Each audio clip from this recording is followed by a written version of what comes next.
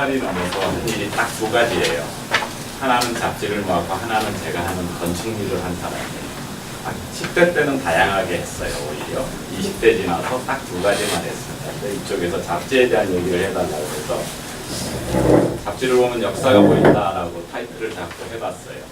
잡지라는 거는 사전학적으로 어떻게 나와 있냐면은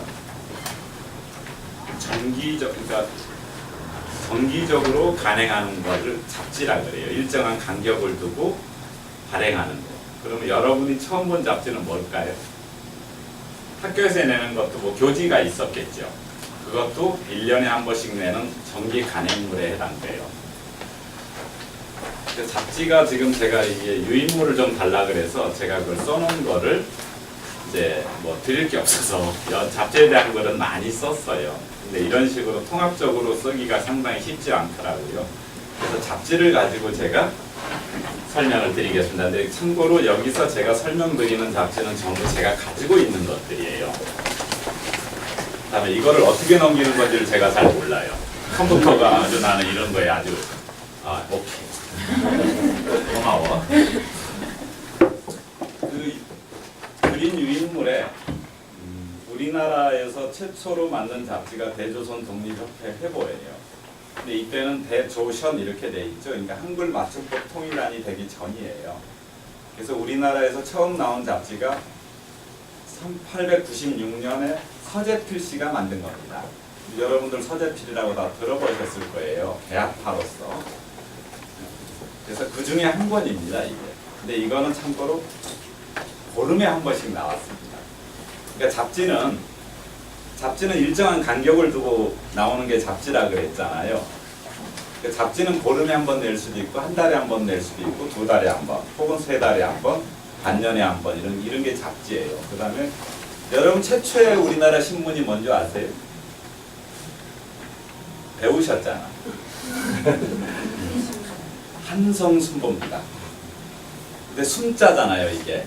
그럼 우리가 순보는 뭐를 뜻하냐면은 우리가 한 달을 가리킬 때 중순, 하순, 상순 그러죠. 그래서 열흘에 한 번 나온 거예요. 그대로 해석하면은. 그러니까 그다음에 이제 옆에 게 코리아 리포지토리라고 미국인 선교사 웰링거가 냈어요. 근데 1년 내고 휴가 냈다가 아펜셀러라는 여러분들 다 들어보신 분이에요. 연세대학교가 아펜셀러하고 아주 상당히 밀접하게 있습니다. 그 선교사가 낸 잡지입니다. 근데 이거는 순수 영문이에요. 그 중에 한 권입니다, 이거. 근데 이거는 한국을 소개한 거예요. 얘는 1892년에 나왔어요. 처음 우리나라에서. 근데 우리는 영어를 할 줄 모르는 사람은 읽을 수가 없습니다. 전부 순수 영문으로 돼 있어요. 그래서 그 중에 한 권이 우리나라 잡지가 이제 이렇게 시작이 된 겁니다. 우리나라 이 땅에서. 그 다음에 이제 외국에서 발행한 것들도 있겠죠. 그건 참고로 읽어보시면 좋겠습니다. 왜냐하면 얘기해야 될 게 많아서. 조양보는 이제 아까는 1890년대고 이제 1900년대로 넘어왔어요. 조양보는 신문이다, 잡지다 말이 많은 겁니다. 근데 이게 타블로이드판입니다. 꽤 커요. 근데 주필을 장지연 씨가 했습니다. 장지연 씨는 여러분 다 잘 아시죠? IQ 테스트 당하네. 그 시리아 방성 대곡을 쓰신 분이 장지연 씨입니다. 역사 시간에 다 배운 것들입니다. 그 다음에 이런 것들은 거의 별로 뭐 잡지 자체가 별로 공개된 적이 없습니다. 우리나라에서. 조양보나 이런 것들은. 지금 마지막에 12호가 나온 게 그거는 잡지 형태로 나온 겁니다. 11호까지는 신문 형태로 나온 거예요. 그러니까 호치케스 장정이라고 그러죠. 이게 호치케스로 꾹 두 번 누른 거예요. 그 잡지 중에 제가 한 권을 갖고 있습니다. 근데 거의 다 한문입니다. 읽어볼 수가 없습니다. 이제 10년대로 넘어왔습니다. 8년부터. 호남학고 이제 우리가 한일 합방이 되기 전에 이미 지식인들은 우리가 일본에 넘어가는 걸 다 알고 있습니다. 그래서 잡지들을 이제 내기 시작해요. 각 지역마다 냈습니다. 뭐 지금 여기 경기도 서울은 뭐 기호 흥학회 월보, 그다음에 호남은 호남학회 월보, 뭐 이런 식으로 각 뭐 지방마다 각 도 수준으로 나옵니다. 그게 이제 본격적인 잡지가 출현하기 전 얘기입니다. 근데 이것들도 다 뭐 대한자강회 회보, 월보 이런 거는 교과 역사에 나옵니다. 그다음에 이거 후신이 뭐 대한협회고, 그다음에 대한흥학고는 이제 이건 왜 넣었냐면은 일본에서 나온 겁니다. 근데 저 대한흥학고 11호에 이광수 소설 무정이 실려 있습니다. 제가 이걸 넘겨드릴 수가 없어서. 근데 그러니까 단편으로 냈다가 나중에 소설이 무정이 장편으로 개작을 한 겁니다. 근데 이런 거는 별로 교과서에 나오지 않는 얘기들이죠, 지금. 그래서 1900년대 이제 10년대까지 다음으로 또 넘어가 볼까요? 그다음에 이제 기호흥학회 월보가 있고 소년이 있습니다. 그다음에 소년은 왜 이제 위대하냐면은 제가 지금 이거를 원본을 가지고 원본으로 제가 영인한 거를 제가 이걸 찍은 겁니다. 제가 원본을 갖고 있습니다. 그래서 제가 영인을 했어요. 근데 영인은 아무나 할 수가 없습니다. 책을 가지고 있는 사람도 영인을 할 자격이 있습니다. 오래된 거예요. 그래서 제가 영인을 한 겁니다. 그래서 저건 소년은 왜 유명하냐면은 여태까지는 잡지가 근대적인 편집이 아니었습니다. 근데 소년부터는 요즘의 잡지 형태를 가진 게 소년부터입니다. 그래서 여러분들이 최초의 잡지를 뭐 소년이라고 가르치기도 하더라고요, 우리나라는. 그래서 월간으로 냈습니다. 그 다음에 23호까지 나왔어요. 근데 제가 저 중에서 1호부터 6호가 있고 중간에 한 권 있고 8권을 갖고 있어요. 이게 7권을. 근데 소년은 1인 혼자 만들었습니다. 1인 저널이라 그러죠, 요즘 얘기가. 혼자 11호까지인가 냅니다. 그러니까 편집 다 하고 혼자 다 만드는 거예요. 근데 저때 나이가 육당 최남선의 나이가 19살입니다. 우리나라 나이로 만 18세 때 냅니다. 그래서 소년이 유리한 건 뭘까요? 최초의 신체시 해액에서 소년에게가 저기에 실려 있습니다. 근데 더 놀라운 거는 최남선이가 일본 유학을 가요. 관비 유학생, 지금도 국비 유학생이라고 있죠. 그 관비 유학생으로 일본으로 유학을 가는데 거기서 모의국회 사건인가로 해가지고 잘립니다. 그 학비 나머지를 가지고 출판 인쇄 기계를 사갖고 옵니다. 그래서 출판사를 신문관이라고 냅니다. 그래서 소년을 그때 당시에 저거를 내는 거예요. 우리나라에 그때는 인쇄 기계가 몇 대 없던 시절입니다. 몇 대가 없었어요, 우리나라 전체에. 그래서 최남선이가 뭐를 또 했죠? 역사적으로 남을 게 우리나라 독립 3.1운동 독립선언서를 최남선이가 쓴 겁니다. 근데 독립선언서를 최남선이가 썼는데 마음에 안 드니까 한용운이가 마음에 안 들었어요, 그게. 그러니까 최후의 공약 3장이라는 걸 한용운이가 넣는 거예요. 그러니까 근데 저 사람이 흔적은 별로 좋지 않았죠, 친일로. 그래서 요즘은 이 대우를 좀 못 받습니다. 그 사람의 그 한 행동에 비해서. 그다음에 교남교육회 잡지입니다, 저거. 그러니까 모든 게 최초가 있죠, 우리가. 근데 우리나라 학술 잡지 최초가 뭘까? 쫓아가면 저겁니다. 별게 아니죠. 지금 여러분들 아마 학회에 있고 이런 학술 잡지들이 역사적으로 최초로 올라가면 저 교남교육회 잡지가 최초의 잡지입니다. 그래서 한번 이렇게 보여드려 본 겁니다. 그 다음에 소년이 나오기 전에는 잡지가 어땠냐면요. 우리나라 잡지 흐름이 주로 선교사들이 냈어요. 잡지가. 그 다음에 단체들이 냈어요. 이렇게 거꾸로 가려면 어떻게 가지? 소년들. 왼쪽 화살 필요한 데는? 아, 됐다. 이렇게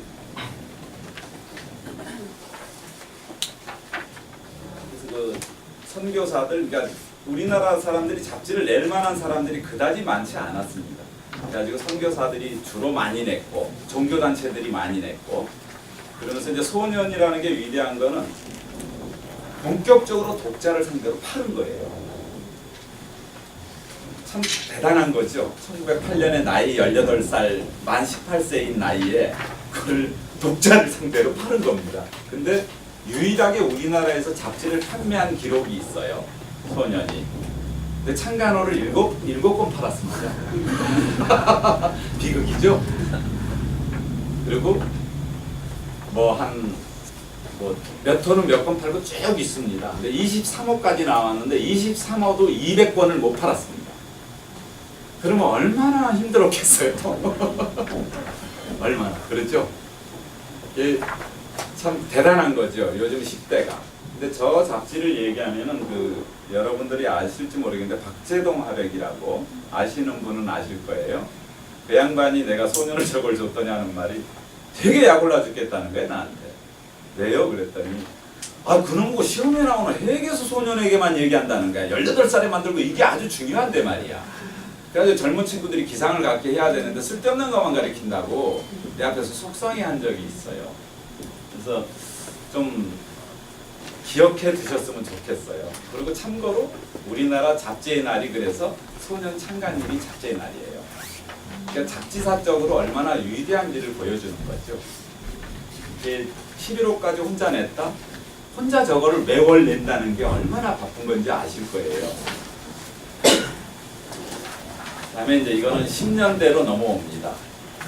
이제 왼쪽은 신문 세계고 이제 저 때부터 이제 새로운 신자가 등장합니다. 잡지에. 그러니까 새로운 문물을 받아들이는 거예요. 그다음에 이제 직위금지는 이제 저거는 왜 썼냐면은 종교 잡지입니다. 근데 우리나라에 전혀 알려지지 않은 잡지입니다. 백과사전에도 안 나오고 직위금지를 쳐서 그 다음에 잡지사에도 빠져 있습니다. 그래서 제가 지난번에 그 근대서지학회 학보에 저거를 제가 발표를 했습니다. 저게 딱 치면은 이상하게 독립기념관이니까 전쟁기념관에 한 권이 있습니다, 우리나라에. 그래서 제가 저거를 30권을 갖고 있습니다, 창간호부터. 그래서 제가 저거를 발표를 했어요. 목차가 아니고, 목차 발표를 했구나. 내용 발표는 안 하고. 그래서 이제 그쪽을 연구하시는 분은 연구하라고 목차만 제가 학회지에 발표를 했습니다. 근데 저렇게 잡지라는 거는, 그러니까 아직까지도 새롭게 나올 수 있는 게 잡지입니다. 그다음에 여러분들 책 앞에 잡이라는 게 붙어 있는데 이상하지요? 책인데 잡이 붙었어. 책인데. 사람도 좀 그런 인간을 잡놈이라 그래요. 근데 저게 잡이 뭐냐면 섞여 있는 거예요. 섞여 있어. 이것저것. 그다음에 밥으로 치면은 비빔밥에 해당돼. 그죠? 이것저것 다 섞은 거야. 잡지가 딱 그겁니다. 그래서 이제 저런 것들도 전혀 알려지지 않은 거지만은 잡지 소장하는 사람으로서 잡지를 공부하는 사람으로서 또 이렇게 학자들에게 제공할 수 있는 기회도 주어진답니다. 그다음에 이제 잡지가 다양해지기 시작합니다. 잡지가. 그러니까 옛날에는 이렇게 교양적으로 막 종합적으로 냈어요. 근데 이제는 이거는 법률 논강이에요. 법률. 근데 1910년대에도 법이 있었거든요. 우리나라 판사들도 있었고. 이미 구한말에 판사들이 나오거든요. 법률 논강 이런 잡지도 나오고 청춘은 이제 저것도 최남선이가 관여합니다. 청춘도. 그 다음에 옆에는 잘 아는데 성경 잡지입니다. 이제 한글로 기독교 잡지들이 나오기 시작하는 거예요. 종교 잡지들이. 내용들은 거의 이때까지만 해도 한자 투성입니다. 그러니까 한자 공부를 하지 않은 사람은 도저히 해독 불가합니다. 근데 아까 나온 소녀는 그나마 조금 읽을 수 있습니다. 10분의 1 정도. 근데 이런 잡지들은 1% 정도나 읽을까 여러분들을 주면 그 정도로 한자가 많습니다. 아직까지. 그 다음에 이제 반도실험. 이거는 1910년대인데 식민정책을 논주하는 그러니까 찬양하는 잡지입니다. 좋다, 식민정책이. 그러니까 친일이 나중에 생긴 게 아니고 이미 초기 때부터 친일 하는 사람들이 생기기 시작합니다. 근데 그 중에서 대표적인 잡지가 초기에 대표적으로 친일했던 잡지들이 중에 한 권입니다. 근데 얘는 부자예요. 그러니까 지금으로 치면은 뭐라 그래? 그 수구 세력이다 보니까 책도 그 A4만한 책입니다. 저게 꽤 큰 책입니다. 근데 가난한 사람들은 다 작은 책을 냈는데 저쪽은 이제 수구 세력이다 보니까 돈이 많다 보니까 큰 책이고 두껍기도 합니다. 쟤는 그 시대 책으로는 드물게. 그리고 칼라도 뭐 있고, 그리고 잘 보시면 얘는 개성호입니다. 북한에 있는. 그래가지고 그 책마다 어디호 이런 식으로 냅니다. 어느 지방을, 어느 도시를 특색 있게 다뤄버립니다.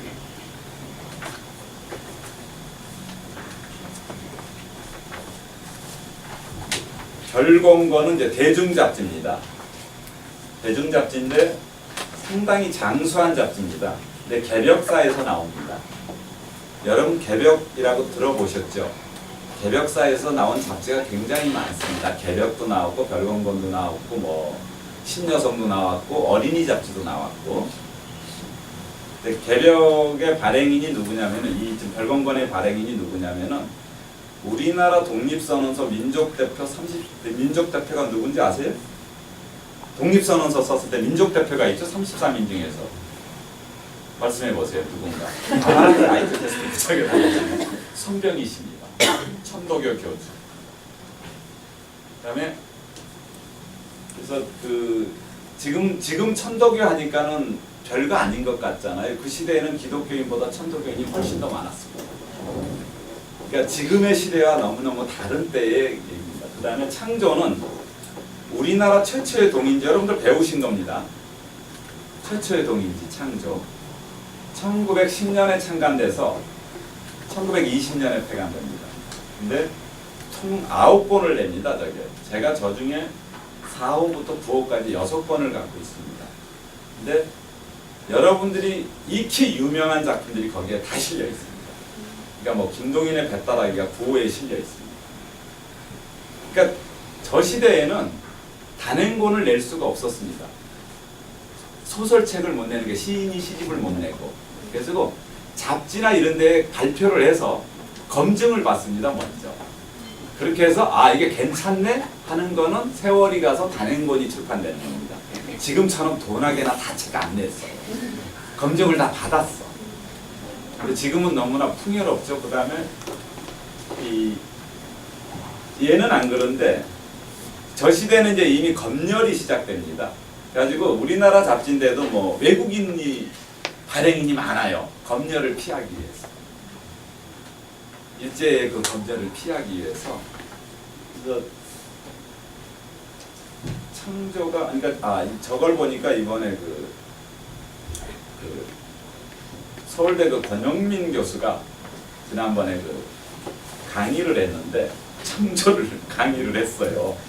그래서 학자의 괴로움을 나한테 얘기했어요. 학자는 창조가 칼라인지 흑백인지 모른대요. 흑백만 가지고 공부를 했는데 나 앞에서 그 얘기를 한 적이 있어요. 왜냐하면 자기는 그 복사본만 가지고 공부를 하는 거예요.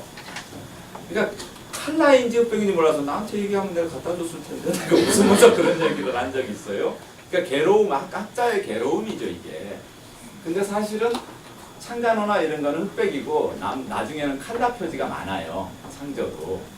근데 권 교수가 그 얘기를 하길래 다음부터는 뭐 하면은 얘기하라고 내가 그래도 사진이라도 찍어서 주겠다. 내가 웃으면서 그런 얘기 한 적이 있어요. 장미촌 최초의 시 동인지예요. 우리나라.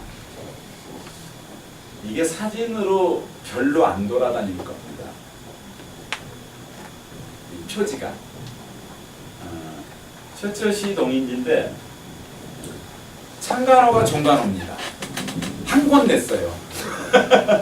근데 문학사적으로는 아주 위대한 겁니다. 최초 시 동인지니까 21년에 낸 건데 저거를 누가 내냐면 변형로가 냅니다. 수주 변형로. 농계를 쓴.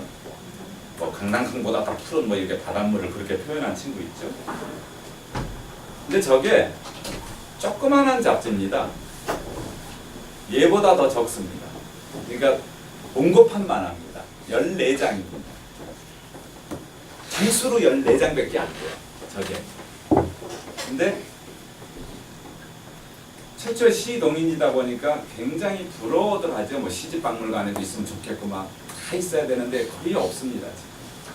그래서 저 책 한 권만 제 아내가 유일하게 산값을 알아요. 저 한 권만. 저게 한 15년 전에 샀습니다. 제가. 근데 저거를 사갖고 왔는데 그날따라 유난히 물어보는 거야, 내 아내가. 여보 이거 얼마 주고 샀어? 근데 14장인데 한 번도 말해본 적이 없었어요. 근데 여러분 저거 한 얼마 주고 샀을까? 근사치에게 내가 책을 한 권 선물하겠습니다. 한 15년 된 얘기입니다. 200만 원? 오, 상당히 간이 크다. 아니 근데 다른 분들은 60만 원. 200만 원 부르신 분에게 내가 이 소년 영인분입니다. 이거 제가 영인한 겁니다. 예, 150만 원을 주고 샀습니다. 15년 전에 제가. 근데 한 장에 10만 원이 넘는 거예요. 15장이니까. 그러니까 마누라 제 아내가 하는 말이 이게 한 장에 10만 원도 넘네 하면서 넘겨보는 거예요. 근데 지금은 아마 거의 안 남아 있는 것 같습니다. 제가 잡지 전시를 그러니까 우리나라에서 잡지 전시를 혹시 가보신 분 계세요? 오래된 잡지 전시를 거의 가볼 기회가 없었을 겁니다. 왜냐하면 우리나라에서 잡지 전시를 했으면 거의 제가 한 겁니다. 거의 제가 한 거기 때문에 이 기회가 많지 않습니다. 그래서 장미촌을 제가 전시를 2번인가 했습니다. 장미촌을. 그래서 그걸 보러 온 사람들도 꽤 있었어요. 막 시골에서도 옵니다. 뉴스에 나가니까. 그러니까 이게 공부하는 사람은 원본을 한번 보는 게 소원인 사람들도 생각보다 많습니다. 그래서 시골까지 제걸 보러 오는 사람들을 봤습니다. 제가. 그 다음에 금성도 동인지입니다. 금성은 양주동이라고 양주동시가 만든 게 금성입니다. 근데 3호까지 냈습니다. 근데 저 3호에는 파인 김동한이라고 북경에도 쓴 친구입니다. 여기서는 저는 그 이름을 존칭은 생략합니다. 김동한이의 추천을 저기서 받습니다. 3호에서 적성을 보고 손가락질하면가 하면서. 근데 나중에 파인도 굉장히 친일을 했습니다.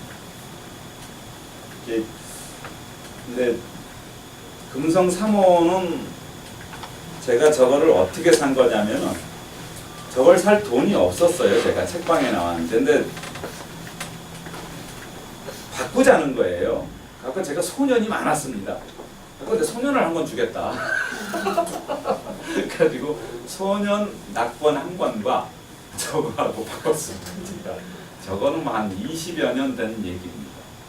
그래서 책을 하다 보면은 내가 소년이 많으면은 소년을 또 노리는 인간들이 있습니다. 나한테 있으니까. 근데 소년은 상징적이고 금성은 상징적이지 않거든요. 근데 저는 금성도 괜찮은 거라고 보고 오래전에 바꿨습니다. 근데 지금은 소년 낙권보다 저게 훨씬 더 비쌀 겁니다. 왜냐하면 동인지는 안 남아있거든요. 몇 권 안 찍었습니다. 이제 개벽이 나옵니다. 개벽은 여러분들이 교과서에서 다 본 겁니다. 근데 개벽은 왜 제가 사진을 찍었냐면은 일제시대에 이제 언론 장악을 합니다. 총독부가. 그리고 신문지법이라는 걸 만들어서 그 법으로 이제 정기간행물도 허가를 내줍니다. 그래서 개벽이 굉장히 힘들게 창간호를 냅니다. 창간했다가 압수당하니까 나중에는 결국은 임시호라 그래가지고 창간호입니다. 그게. 개벽도 제가 꽤 여러 권 갖고 있는데 저기에 뭐 우리나라 유명한 작가들 엄청나게 다 실려 있습니다. 70권 이상 일제시대에 나온 잡지치고 굉장히 장수한 잡지입니다. 근데 어마어마한 탄압을 받으면서 고군분투하면서 내는 게 개벽입니다.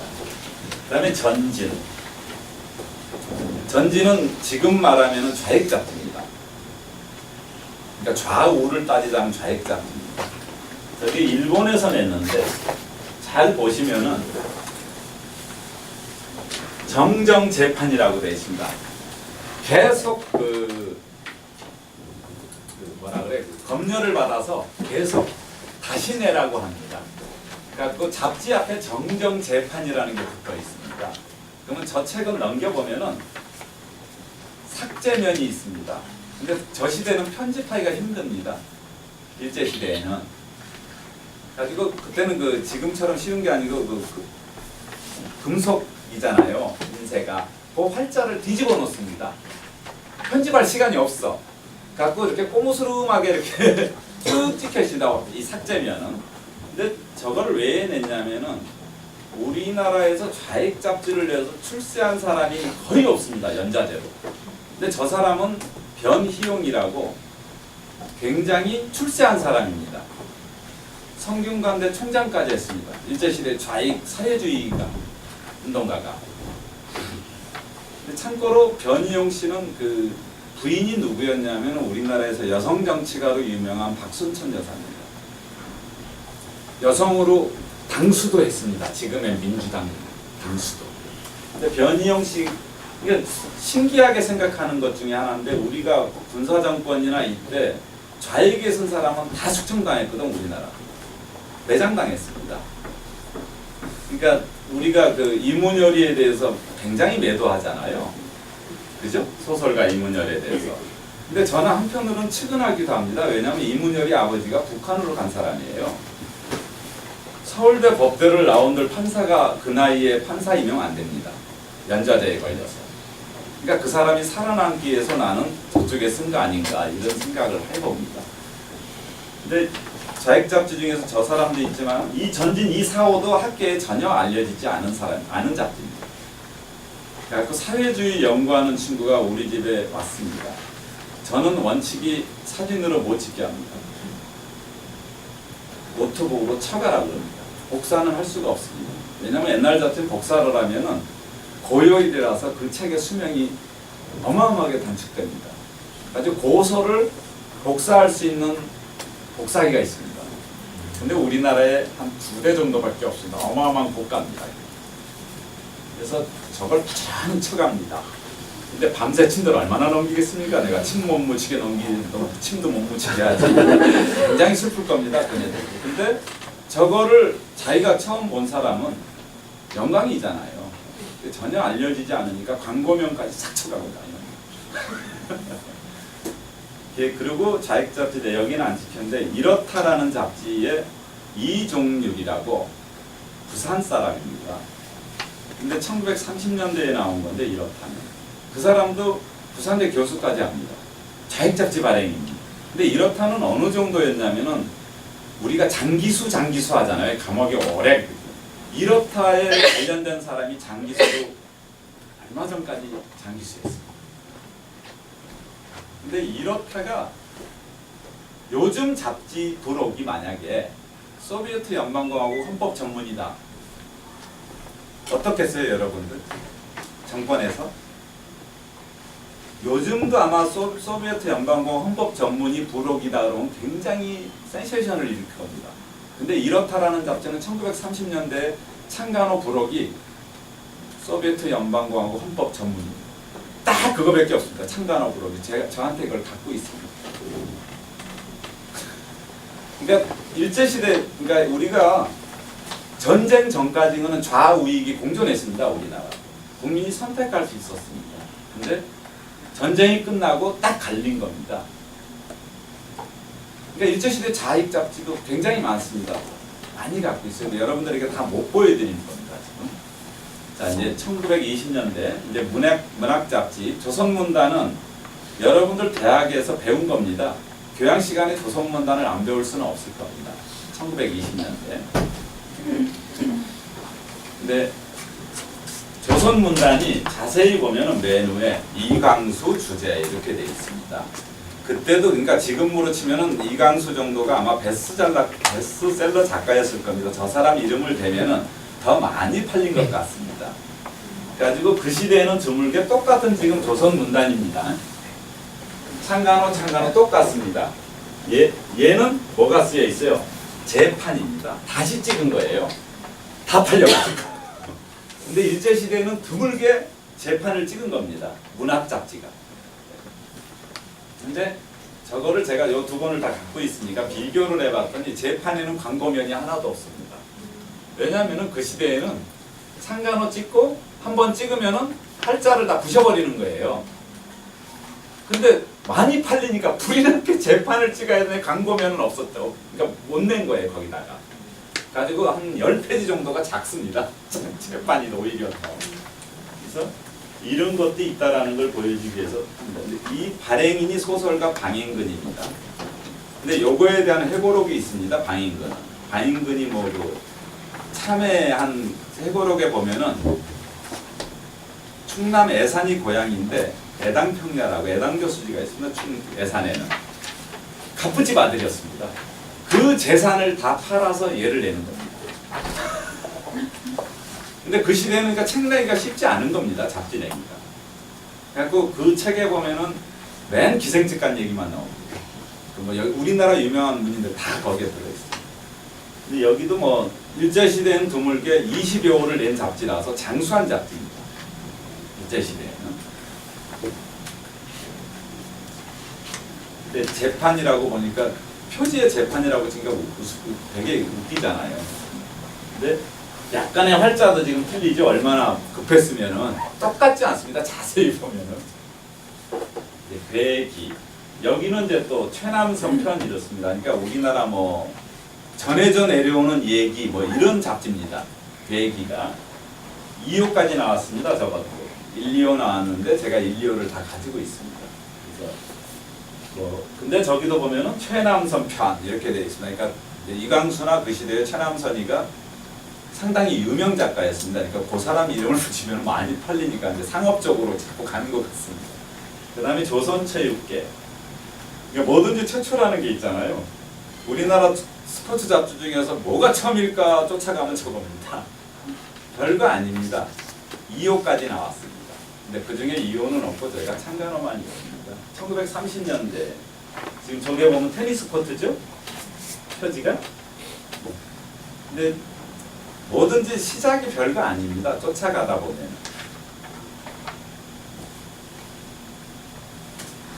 그 다음에 이제 문장. 문장도 여러분이 국문학과나 이런 데를 하신 분은 교양 시간에 다 배운 잡지입니다. 근데 창간호고요. 문장 저 밑에 보면은 재밌죠.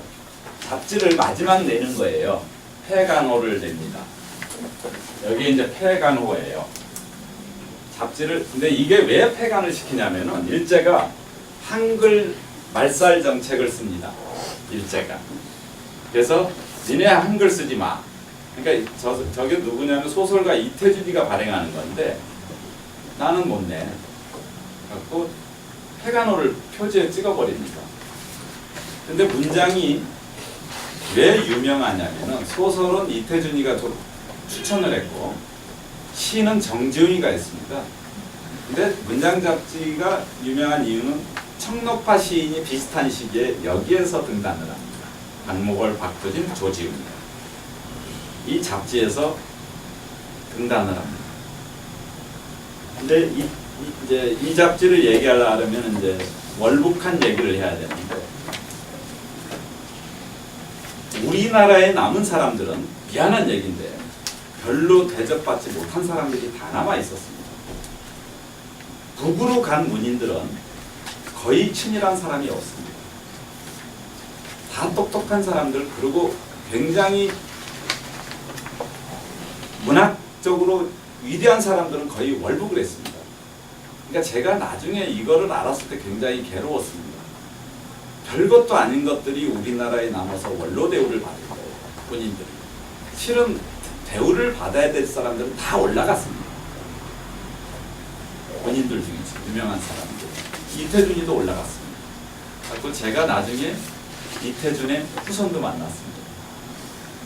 제가 이 잡지를 하면서 꽤 유명한 문인들 아들들을 많이 만났습니다. 왜냐하면 그 자료 때문에.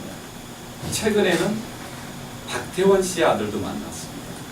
그 동약 뭐 갑오농민 전쟁 이런 소설로 박태원 씨도 굉장히 유명한 사람이에요. 이 폐간호에 보면은 사고가 나옵니다. 이게 뭐냐면 지금하고 똑같습니다. 정부 시책에 의해서 폐간을 하노라 뭐 이런 식의 그 사고가 나옵니다. 뒤에. 지금 제가 여기서 지금 1시간 반 정도 얘기를 하라 그래서 자세한 거를 얘기해 드릴 수가 없습니다. 이제는 40년대 가깝습니다. 일제시대 대표적인 친일단체입니다. 록기가. 록기 연맹이라 그래가지고 저 잡지에 글들이 써졌다 거의 친일인 겁니다. 그래서 요즘 그 친일파 하잖아요. 저런 잡지에서 많이 나옵니다. 그 다음에 태양도 발행인이 서춘인데 상당히 진보적인 지식인이었습니다. 근데 마지막에 30년대 후반부터 아주 친일을 하기 시작합니다. 그래서 제가 이제 시대 때문에 제가 10년 단위로 이렇게 잘랐습니다.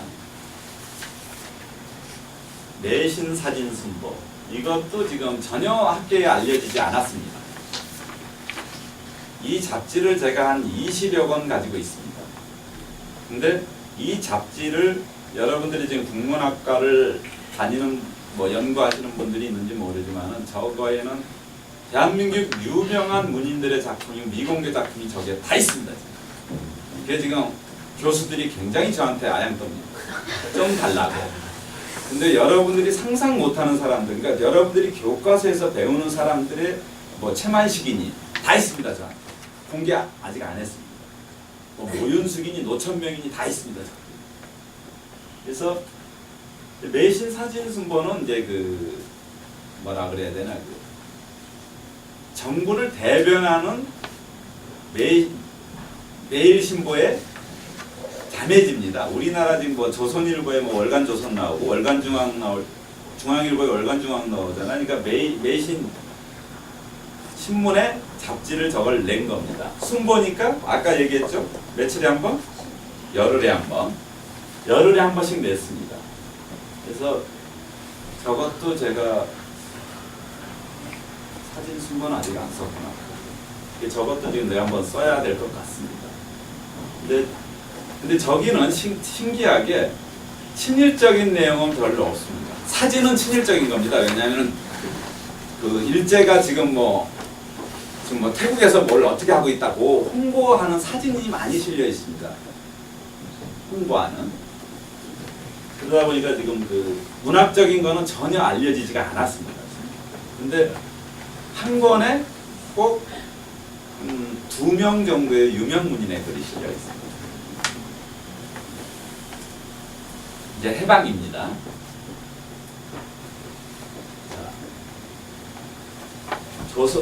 대중과학, 조선과학기술연맹, 여기는 문학과 동맹, 무슨 연맹 이런 거는 좌익입니다. 좌익입니다. 연맹이 들어간 건 좌익입니다. 그 시대에는. 이게 좌익 쪽에서 낸 잡지들입니다. 근데 문학은 아까 문장을 만든 이태준이가 발행한 겁니다. 아주 해방 직후 나옵니다. 그러니까 해방 직후는 오히려 저쪽이 더 발빠르게 움직입니다. 우리 민족진영이라고 그러죠. 소위 민족진영은 늦습니다. 그래서 나중에 백민이라는 게 나옵니다. 나중에 여러분들 그런 거는 상세한 건 배우지를 않을 겁니다. 그다음에 이제 좌쪽이다 보니까 창간호 때는 빨갛죠. 진취적입니다. 신천지 이거는 이제 지금의 서울신문사에서 냅니다. 근데 신천지를 낸 이유가 있습니다. 일제시대 때 친일을 했습니다. 지금의 서울신문 원래 일제시대 일제시대부터 연결된 건데 매일신문지 뭘 연결합니다. 그래서 일제시대 친일한 거를 반성하기 위해서 반성보단 그런 이유일 겁니다. 그래서 잡지를 냅니다. 지금의 서울신문이. 그래서 민족진영적으로 굉장히 발빠르죠. 그놈들이. 일제시대는 저쪽에 있었어. 근데 딱 해방이 되니까 이게 상황이 아니거든. 가지고 우측했습니다. 저놈들이. 그래서 신천지를 냅니다. 가지고 창간호 때 탁 표시가 벌써 나잖아요. 무궁화 딱 그려가지고 됩니다. 근데 진짜 일제시대 친일을 많이 한 인간들입니다. 그러니까 조선일보나 동아일보나 저 같은 사람 앞에서 편치 않습니다. 제가 일제시대 신동아 이런 거 다 가지고 있습니다. 근데 친일한 게 딱 보입니다. 표지 딱 보면은. 이 창을 들고 있고 막 그래요. 신동아 표지들이.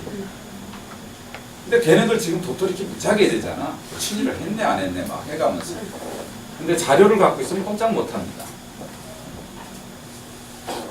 이거는 상징적으로 제가 여러분들 앞에서 시대가 좋아진 겁니다. 조총련 최초의 잡지가 조련문화입니다. 일본에서 냈습니다. 지금은 그러니까 요즘 이게 아마 20년 전만 해도 제가 이 잡지를 공개할 수가 없습니다. 왜냐하면 저 끌려갑니다. 근데 요즘은 아주 세상이 좋아졌습니다. 옆에는 아메리카입니다. 어쩌면 쟤들이 우리나라에 안 왔으면 더 편했을 수도 있을 겁니다. 어쩌면은. 근데 미국이 와서 제일 처음에 우리나라에서 낸 잡지가 저겁니다. 아메리카입니다. 돈이 부자다 보니까 쟤들도 큰 잡지입니다. 그 다음에 그 시대엔 드물게 막 그 도화지입니다. 넘겨보면은 종이 자체가 우리는 막 그 시험지 종인데 쟤네들은 부자니까 와 도화지입니다. 종이가. 조련문화는 왜 냈냐면은 우리가 해방이 됐습니다. 우리는 제일교포를 쳐다보지 않았습니다. 우리나라에서는. 미안한 얘기지만. 그래서 우리나라가 제일 먼저 일본을 쳐다본, 제일교포를 쳐다본 게 어떤 사건일까요? 한일 국교하면서 생긴 겁니다. 그래서 그때는 일본에서는 제일교포들이 조선인 연맹 하나 있었습니다. 그리고 북한 기빌성이가 그걸 이렇게 쳐다보고 있었습니다. 계속 지속적으로. 근데 우리나라는 한 번도 안 쳐다봤습니다. 그러다가 한일 외교를 하면서 1964년 하면서 뭐가 생기냐? 민단이 생깁니다. 이 조선인 연맹이 갈라집니다. 여태까지 하나였었어요. 그러니까 우리가 한 짓이 딱 이런 짓을 해. 역사를 보면 이렇습니다. 속상하잖아요. 가지고 민단과 이제 조총련이 갈라지는 거예요. 원래 하나밖에 없었어요. 근데 서로 이제 또 헐뜯어. 서로. 이제 우리 쪽에서는 민단에만 돈을 주는 겁니다. 사실은 같은 민족이어가지고, 그러니까 조선인 그 조총련이 남한이 고향인 사람도 많습니다 지금. 하나였기 때문에. 근데 우리가 하는 짓이 딱 이거 합니다. 그래서 이것도 작년인가 재작년에 제가 잡지협에다가 조련문화를 썼어요. 원고를. 최초의 조총련 잡지에서 썼더니 난리가 났어요. 전화가 온 거야. 선생님 이거 큰일 났습니다. 그래서 내가 그랬어요. 야, 그 최초의 조총련 잡지라고 빼고 아무도 몰라. 갖고 최초의 조총련 잡지를 빼고 원고가 나갔어요. 그러니까 아직까지도 스스로 검열들을 하고 앉아 있다니까 인간들이. 협회나 이런 데가. 사실은 그럴 일이 아니에요. 역사를 가르쳐줘야 되는데 이게 스스로 검열을 해. 갖고 그걸 뺐다니까. 그게 내용을 읽어보기 전에는 이제 몰라. 근데 현대인들이 이 인쇄물이 이렇게 많은데 언제 내용을 다 읽어봐. 그 협회보를. 그래서 제가 이걸 냈습니다. 근데 하여간 뭐 이런 것도 있다라고. 근데 참고로 조련문화는 안에는 등사본입니다. 프린트본이에요. 인쇄본이 아니고 등사본입니다. 겉만 인쇄본입니다. 지금. 우리도 나라가 생겼습니다. 잡지를 볼 때. 48년에 이제 정부가 수립이 됩니다. 그래서 국회의원을 뽑고 처음으로 낸 게 국회보입니다. 지금도 나옵니다. 이제 똑같이 국회보로 나옵니다. 2호가 참가원입니다. 지금 500호가 넘었습니다. 그러니까 우리나라도 정부가 생긴 거예요. 그래서 이제 국회보가 나오는데 굉장히 크게 품위 있게 나옵니다. 지금의 잡지와 똑같이 나옵니다. 이거는 사진을 찍으시면 안 됩니다. 이유가 있습니다. 설명을 해 미안해요. 3사문학입니다. 표지가 김한기 화백의 표지입니다. 밑은 이중섭 화백의 표지입니다. 근데 이중섭 화백의 표지는 알려져 있습니다. 지금. 김한기 화백의 표지는 전혀 알려져 있지 않습니다. 내년인가 올해가 김한기 100주년입니다. 근데 우리나라 잡지사에 이 3, 4 문학이 동인지인데 얼마나 엉터리로 돼 있냐면은 제가 가지고 있는 게 36년입니다. 근데 백과사전이나 잡지사에 보면은 1934년 창간 3, 4문학이라서 1934년에 창간돼서 3, 4문학입니다. 35년 말 폐간 이렇게 돼 있습니다. 근데 내가 원본을 36년을 갖고 있잖아요. 그죠? 여러분들 한번 가서 쳐보세요. 되게 웃깁니다. 아직 안 고쳐졌을 겁니다. 내가 이 원본을 써서 바꾸자 그랬는데 아직까지 우리나라로 위기하지 않은 겁니다. 큰 잡지인데 3, 4문학은 인쇄본인데 한정판 200부입니다. 뒤에 표지에 딱 돼 있습니다. 200부 한정판. 근데 제게 공교롭게도 3, 4문학인데 034입니다. 낱말로. 그 스탬프로 찍혀 있습니다. 034가. 근데 김한기 화백에 왜 저걸 제가 못 찍게 하냐면은 환기미술관에 제가 전화를 했어요. 우리 저런 걸 딱 사면 느낌이 옵니다. 환기미술관에 전화했습니다. 니네 최초의 니네 김한기 화백의 최초의 표지가 뭐냐? 39년 아까 문장 잡지 창간호 소표지를 최초의 표지로 본대요. 나는 36년께 있다. 이제 김을 빼놨어요 일단. 왜냐하면은 쟤들이 나한테 평생 사용권을 사가야 됩니다. 저 5호가 국회도서관에 있습니다. 국회도서관에 있는데 앞뒤 표지가 없습니다. 미안하게. 그러면 200권짜리 잡지가 일제시대에 큰 잡지가 요만하면은 괜찮습니다. 큰 잡지가 보관하기 힘들었습니다. 전쟁이 나고 그래서 저게 거의 안 남아있을 거라고 예측을 합니다. 속지에도 김한기 화백의 그림이 또 한 점 실려 있습니다. 속지에. 여기는 자유문학은 이중섭 화백이 돌아가시고 나서 실은 겁니다. 이중섭 화백이 살아서 그림 몇 점이나 팔았을까요? 기억하세요? 몇 점 팔았을까? 이중섭 화백의 그림이 전시를 하긴 했습니다. 이 양반이 딱 한 점 팔았습니다. 대구에서 한 점 팔았습니다. 자기 그림을 사간 사람 때문에 감격해서 이중섭 화백이 그럽니다. 이건 예술성이 부족하니까 나중에 바꿔드리겠다고 얘기를 합니다. 그 사람에게 가서. 근데 죽어버립니다.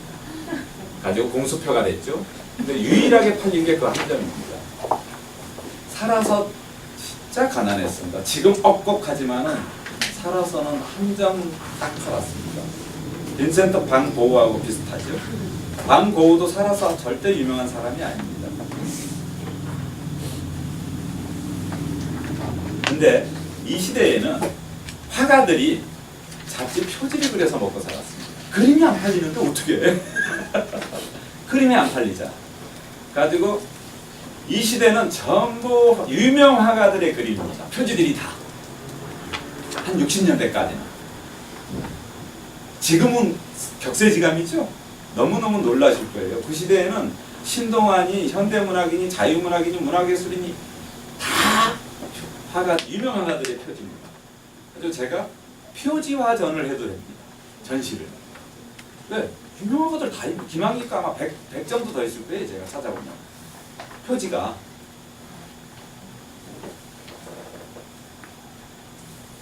이제 50년 됩니다. 사상계. 여러분들은 다 들어보신 겁니다. 장준하라고 발행인이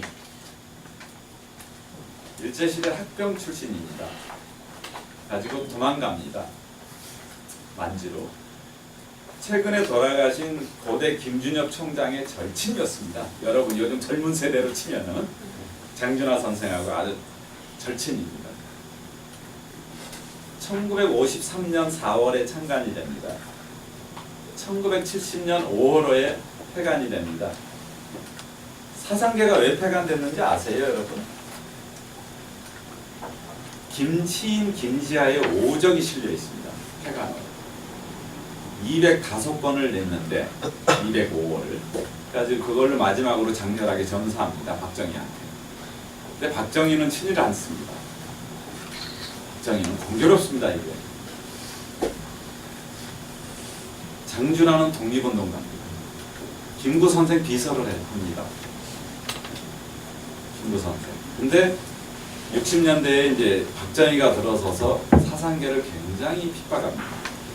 왜냐하면 여기는 바른 정론을 펼치는 사람이에요. 장준하는. 갖고 세무사찰이니 뭐니 굉장히 장준하를 피곤하게 합니다. 갖고 장준하가 열받아서 뭐를 하냐면 정치에 나옵니다. 국회의원에 나서 또 당선이 되버립니다. 근데 지금 사상계는 여러분들을 잘 기억하실지 못 기억하실지 있지만 저 시대에는 이 나라에서 엘리트라면 사상계를 들고 다녀야 됐습니다. 그리고 어느 정도까지 팔렸냐면 월간인데 10만 권이 팔립니다. 매월. 지금 10만 권도 어마어마한 겁니다. 월간 잡지가. 그러니까 지금 JP 살아있어요. 김종필이가. 김종필이가 장준하를 중앙정부에 부릅니다. 그 신문 과정이 글이 남아있습니다. 나도 사상계를 봅니다. 정기구독합니다 하면서 신문합니다. 사상계지 발행인을 그렇게 신문한답니다. 근데 돌아가십니다. 저 양반이. 의문사로. 지금 말하는 의문의 죽음을 당합니다. 산에서. 그러니까 박정희가 얼마나 집요한가를 보여줍니다. 근데 괴로운 거는 장준하 씨를 보면 우리나라가 독립운동가 후손이 가난합니다. 7, 80년대 운동하시는 후손들이 가난합니다. 우쪽에 쓴 사람들은 다 부자입니다. 그래서 장준하 씨 그 회고록에 보면은 돌베개라고 있습니다. 그 양반이 이제 신학대 출신이니까 그 돌베개가 야곱의 베개일 겁니다. 저는 종교인은 아닌데 성경을 한번 언젠가 읽어봤더니 그렇게 나오더라고요. 그 돌베개에 보면은 마지막 구절이 있습니다. 나는 오늘도 잠자리가 편치 않다. 그리고 현대문학 창간호도 김한기 아백의 그림입니다. 근데 현대문학은 지금도 나옵니다. 근데 저거는 발행인이 김기호였습니다. 국정교과서 사장이었습니다. 아주 부자가 낸 겁니다. 저거. 그래서 저게 왜 지금까지 한호의 겨로도 없이 나오냐면은 유언을 남깁니다. 끝까지 내라. 재산을 남겨줍니다. 현대문학을 위해서. 놀라운 거죠. 지금까지 한호의 겨로도 없이 나옵니다. 그래서 저 아들이 뭐 김강수라고 국회의원도 하고 그랬습니다. 그래서 현대문학이 9권이 나옵니다. 저거 지금 한 달에 몇 권 안 팔립니다. 그 다음에 왜 비례를 했냐면은 지금은 현대문학 신인상이 더 유명할 수 있습니다. 추천을 받으면. 근데 60년대에는 사상계지 신인상을 받아야 한 분입니다. 어마어마한 겁니다. 뭐 지금에 말하는 뭐 박상용이니 지금 굉장히 유명해졌죠. 그런 사람들이 다 사상계지 신인상을 받습니다. 황석영이도 사상계지 신인상을 받고 지금의 유명한 문인들은 다 사상계지 출신입니다. 그러니까 현대문학과 비교가 안 됩니다. 사상계는 문학 잡지가 아닌데 문학까지 아우릅니다. 그 다음에 사상계지 직원들이 어느 정도냐면 그 시대에 전원 서울대 물리대 출신이었습니다. 편집진까지 다. 얼마나 권위가 있었겠습니까? 10만 권이 팔려대니. 그 다음에 저기서 유명해진 사람이 있습니다. 얼마 전에 돌아가신 함석헌 씨가 사상계지에 글을 쓰기 시작합니다. 그래서 필화 사건도 많이 냅니다. 뭐 생각하는 백성이라 산다 막 이런 거를 막 저기다 때려 넣습니다. 가지고 이 논쟁도 붙습니다. 뭐 신부들하고 붙고 목회자들하고도 붙고. 그러니까 사상계지는 그 바람에 막 계속 올라가는 게 있습니다. 그래서 저기서 유명해진 사람이 함석헌 씨입니다. 가장 유명해지셨죠. 이제 뭐 고대 총장했던 김준엽 씨도 편집위원이었고, 뭐 나중에 무리간 뭐 김동길 교수나 이런 사람들 나중에 물폭박 갔죠. 그때는 아주 괜찮았던 사람들입니다.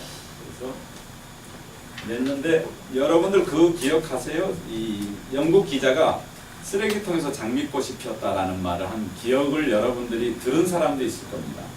사상계지를 보고 한 말입니다. 쓰레기통에서 장미꽃이 핀 겁니다. 얼마나 지금 읽어도 상당히 내용이 좋습니다. 근데 그 시대에 저런 잡지가 나오니까 영국 기자가 한 말이 쓰레기통에서 장미꽃이 피었다라는 말을 저 사상계지 때문에 합니다. 그리고 참고로 사상계지는 뭐 막사이 사이상도 탑니다. 아시아에서 노벨상이라고 그러죠. 언론 부분을 탑니다. 저 사람의 후손이 몇 명이 있는데 사상계는 장준하 씨 대학을 한 명도 못 나옵니다. 딸 한 명만 이대 김옥길 총장 시절에 딸 한 명을 학비를 안 받고 대학을 해줍니다. 김옥길 여성. 그래서 유일하게 그 집안에 대학 나온 사람이 그 한 명. 그러니까 참 뭔가 이상하죠, 우리나라. 잡지를 봐도 이렇게 속상합니다. 자, 이제 일용 잡지 시대를 합니다. 여러분 썬데이 서울 합니다. 이게 썬데이 서울 창간호입니다. 68년에 나왔습니다. 20원입니다.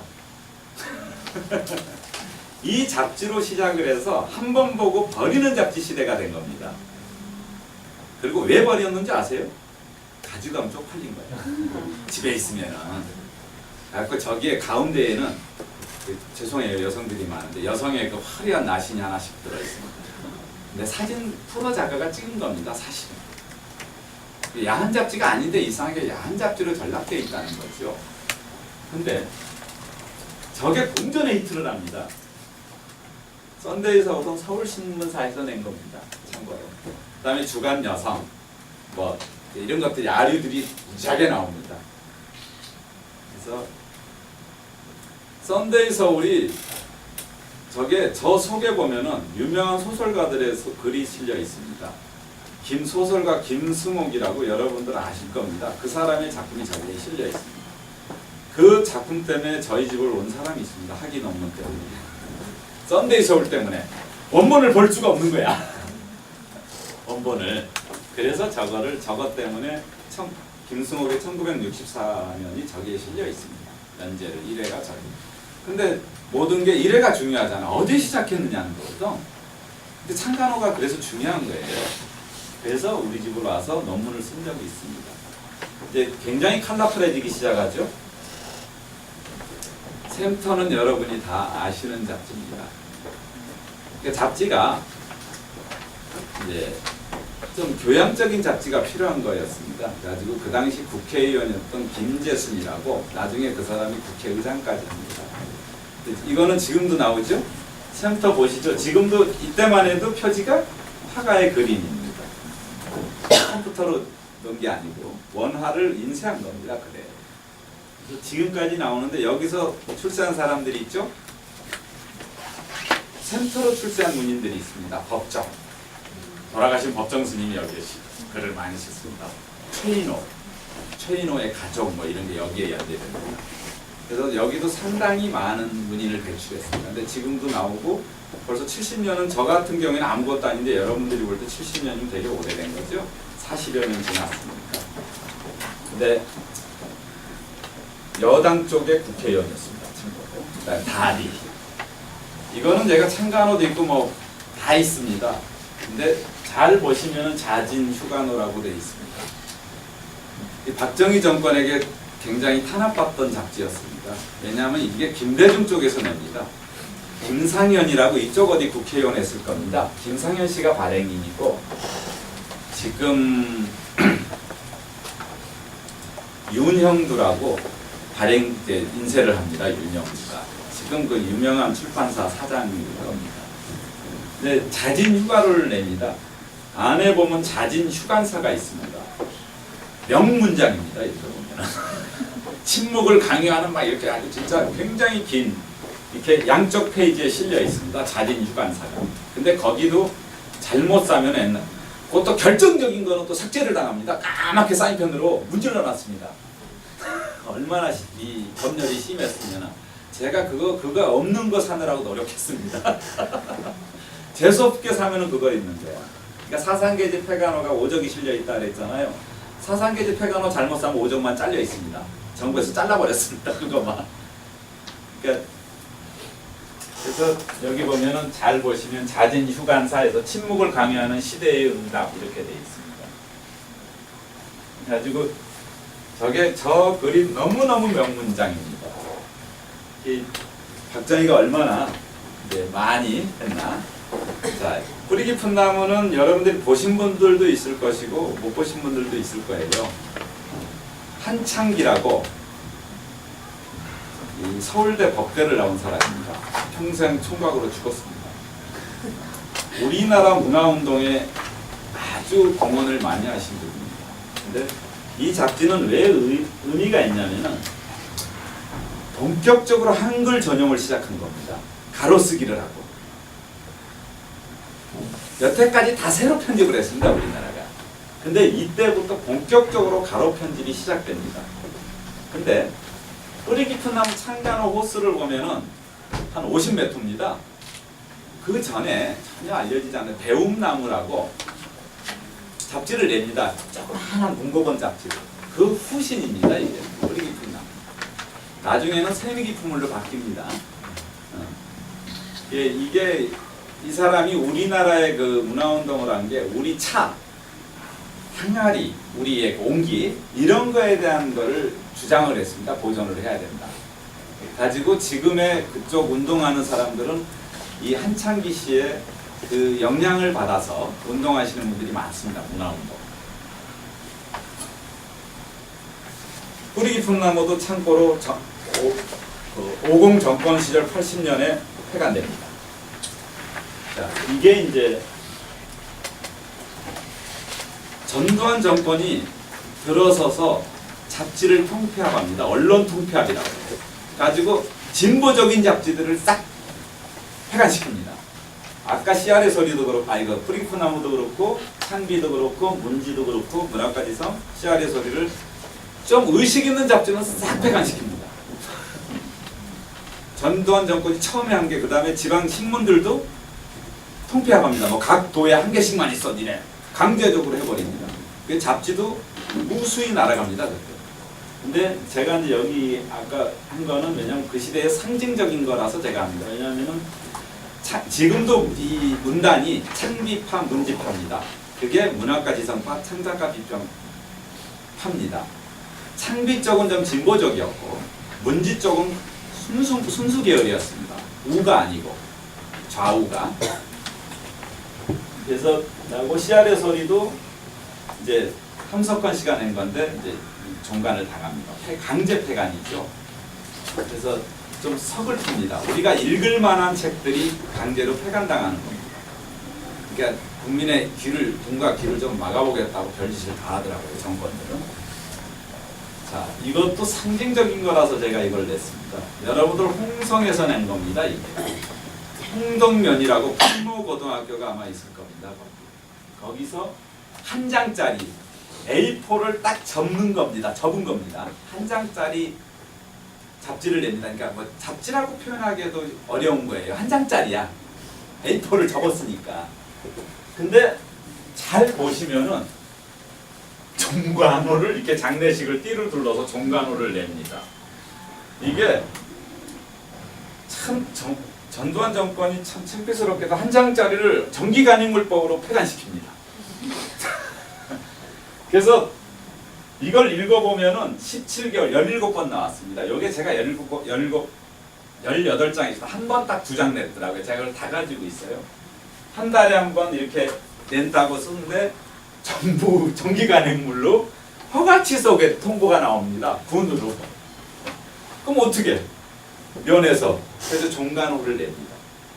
참 서글픈 얘기잖아요. 이거 읽어보면요 얼마나 웃기냐면요. 어떤 집에서 송아지 새끼를 낳았다 이런 것도 있습니다. 그게 무슨 잡지입니까? 그런데 정기간행물법으로 딱 쳐버립니다. 근데 이 자그마한 게 우습지만은 지방신문의 효시가 되는 겁니다. 그래서 참 모든 거는 이렇게 시작이 참 미미하죠. 그래서 지금 걔네들이 있을까 모르겠네 이거 다. 근데 이렇게 자신 없는 정부들도 우리가 그 밑에 살았습니다. 이거는 뭐냐면은 이제 전두환 정권이 들었으니까 정기간행법을 강화시킵니다. 그래서 나온 게 부정기간행물이다 그러죠. 우리가 무크지. 무크는 뭐냐면은 간행본과 잡지의 사이를 무크지라고 합니다. 근데 그거는 왜냐면은 정기간행물법을 안 받습니다. 검열을 안 당해. 그렇게 해서 냅니다. 그래서 이걸 내는데 민중교육, 실천문학 다 이 정부의 그걸 받습니다. 가지고 이 필화 사건이 납니다. 그래서 그래서 민중교육주 사건 뭐 이렇게 인터넷 쳐보면 나올 겁니다. 그래서 법을 겸하기 피하기 위해서 부정기관행부를 내는 겁니다. 근데 정권이 편하면 저걸 낼 필요가 없잖아. 하도 가하니까 이제 막 나오는 겁니다. 그래서 나중에 실천문학이 이제 나중에 나옵니다. 자, 이제 운동권인데 제가 찍은 지 오래돼서 아깝더라고요. 제가 김근태 씨가 낸 것도 있는데 얼마 전에 돌아가신 이거는 재정구 씨가 낸 겁니다. 재정구 씨 여러분 혹시 아세요? 잘 모르시죠? 재정구 씨가 어떤 분이었냐면 빈민운동가입니다. 우리나라 빈민운동가가 대표적인 분이 얼마 전에 돌아가신 허병선 목사님, 그 다음에 요즘 뉴라이트인지 거기서 거지 같은 데서 활동하는 김진홍 목사, 이 세 사람이 재정구 씨랑 세 사람이 빈민운동가의 대부입니다. 재정구 씨는 어떻게 했냐면 서울에서 철거되는 사람들을 데리고 지금의 시흥시 은행리에다가 보금자리라는 마을을 만듭니다. 그분입니다. 저 재정구 씨. 근데 저 때는 운동권 잡지입니다. 저 때는 저 잡지를 팔지를 못했습니다. 갖고 기습적으로 돌려줍니다. 길에서. 근데 저는 저거를 일부러 받으러 다녔어요. 잡지를 하는 사람이니까. 그러면은 전철역 앞에서 전경들이 딱 2명씩 이렇게 서 있어요. 그러면 저게 나오면 나는 이제 구속당하는 거야. 그러니까 버스는 안 했어요. 그러니까 저거를 배낭을 항상 메고 다녔는데 전철을 못 하는 거예요. 저런 잡지를 받은 날은. 그러니까 버스를 타고 가는 거예요, 집을. 제가 역곡 쪽에 살았는데 속상하죠. 전철 지들이 뭔데 나를 매번 방문하려고 해요. 그래서 말 잡지나 이런 거는 처음에 판매한 게 아닙니다. 길거리에서 논아주고 그랬어요. 그 다음에 그 정기 구독을 해도 집에 도착이 안 됐습니다. 그 시절에는. 왜? 압수당한 겁니다. 정기 구독을 해도. 그러니까 얼마나 그 불과 몇십 년 전 얘기인데 우리나라가 그랬었습니다. 가지고 저는 다행히 뭐 유명하지가 않아가지고 저 옛날에 알았으면 저 진작에 구속당했을 겁니다. 왜냐면 좌익 잡지도 많고 뭐 조총련 잡지도 있겠다. 얼마나 늦게 좋아 간첩으로. 근데 제가 다행히 유명하지 않았었습니다. 그러니까 다행스럽게도 제가 여태까지 저거를 가지고 있었을 수 있었던 것 같아요. 이제 올림픽을 우리나라가 주최를 합니다.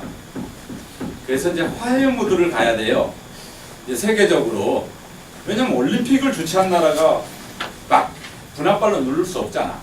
갖고 이제 이 평화의 시대가 오기 시작합니다. 우리나라 진정하게 자유 시대가. 올림픽을 주최하면서 우리가 많은 자유를 누리는 겁니다. 왜냐면 세계적인 눈이 있는데 거기다가 검열하고 막 이러면 안 되잖아. 응? 그래서 이제 폐간됐던 거를 복간시켜줍니다. 지네 손으로 폐간시켜놓고 복간해줘야지. 참 웃지 못할 일이죠. 그래서 CR의 소리니 뭐 창비니 실천문학이니 다 복간이 돼. 뭐 문학과 지성은 이름 조금 바뀌어서 복간이 됩니다. 그 다음에 뿌리깊은 나무는 새누리 분물 뭐 이런 식으로 다 바뀌어서 나옵니다. 이제 그게 이제 시작하는 겁니다. 이때까지만 해도 한석헌 씨 살아계셨었습니다. 그래가지고 우리나라가 올림픽이라는 걸 열면서 여러분들이 지금 누릴 수 있는 자유를 지금 그 시대 그때부터 시작된 겁니다. 그 전에는 숨도 크게 못 쉬었습니다. 아, 지들이 뭔데 나를 관리하냐니까.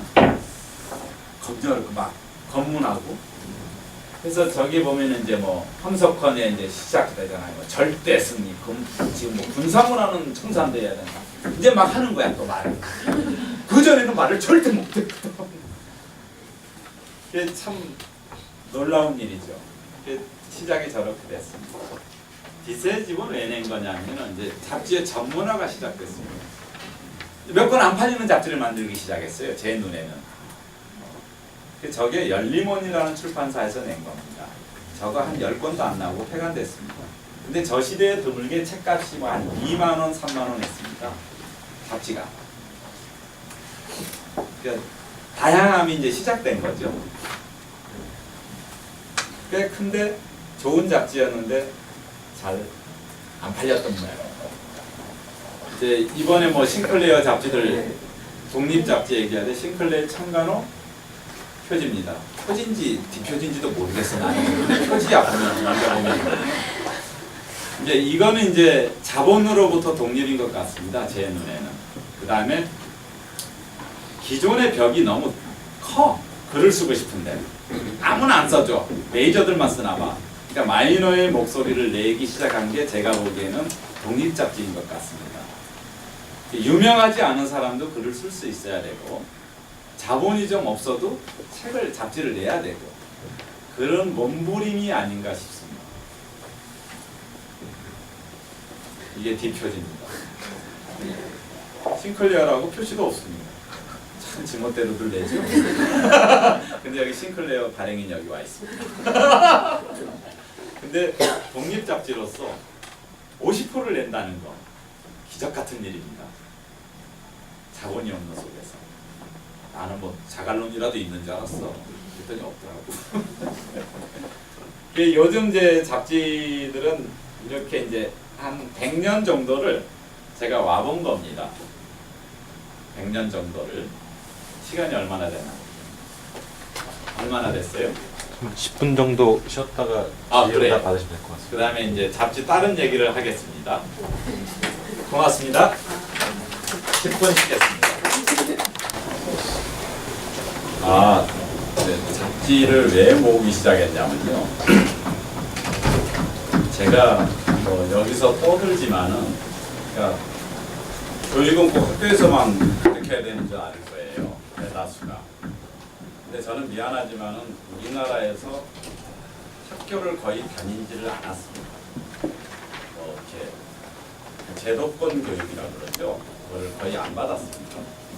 근데 왜 모았냐면은 그러니까 요즘 뭐 홈스쿨이라고 그러대. 이렇게 공부를 독학을 했어요. 혼자 공부를 했는데 워낙 가난했고 거기 돈이 없었어요. 그래가지고 제가 10대에 공장을 다녔어요. 근데 공장을 다녔는데 책을 봐야 되는데 헌책방을 간 거예요. 근데 그때 제일 싼 책이 잡지였어요. 교과서는 더 훨씬 비쌌어. 지금은 교과서가 제일 싸더라고요. 그래서 제일 싼 책이 그때 수입이 제가 없으니까 잡지를 산 거예요. 잡지는 창화 밑에서 비를 맞고 교과서는 헌책방 안에 상품으로 책꽂이에 꽂혀 있었던 시절이에요. 그래서 제가 잡지를 한 번씩 사서 보기 시작한 게 잡지를 모은 거예요. 어쩔 수 없이. 그러니까 뭐 누가 잡지를 보라 그러는 게 아닌데 잡지가 제일 쌌으니까. 그래서 그걸 모으기 시작했는데 어느 날 보니까 뭐 나를 이제 잡지를 뭐 누가 수집하고 이런 것도 몰랐었습니다. 근데 제가 지금 원고 없이 얘기하잖아요. 왜냐면 잡지 그걸 다 본 거예요, 제가.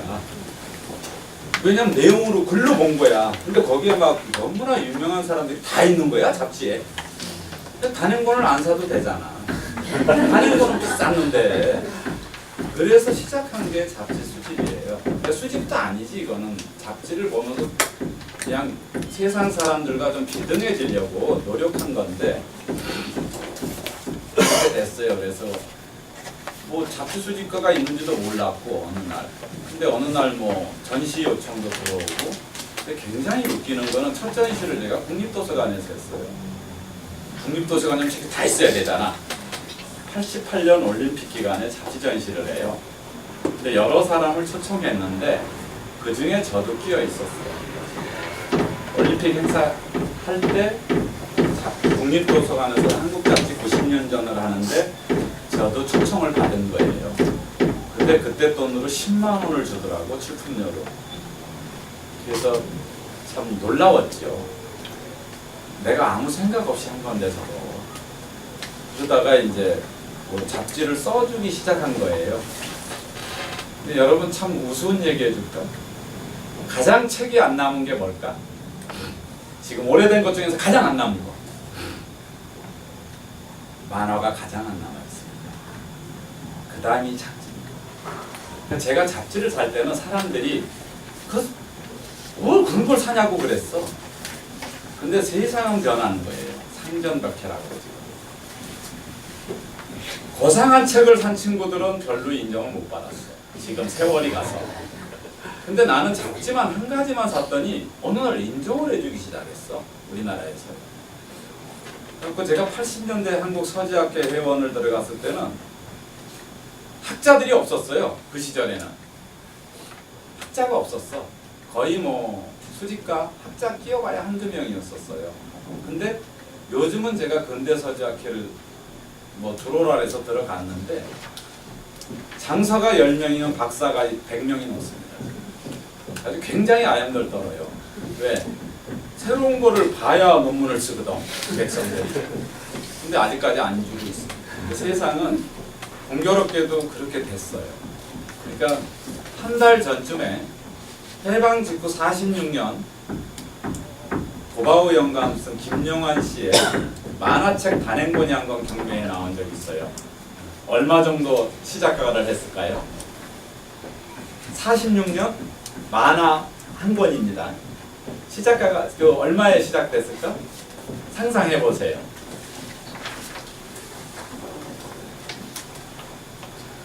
불과 67년 전 얘기예요.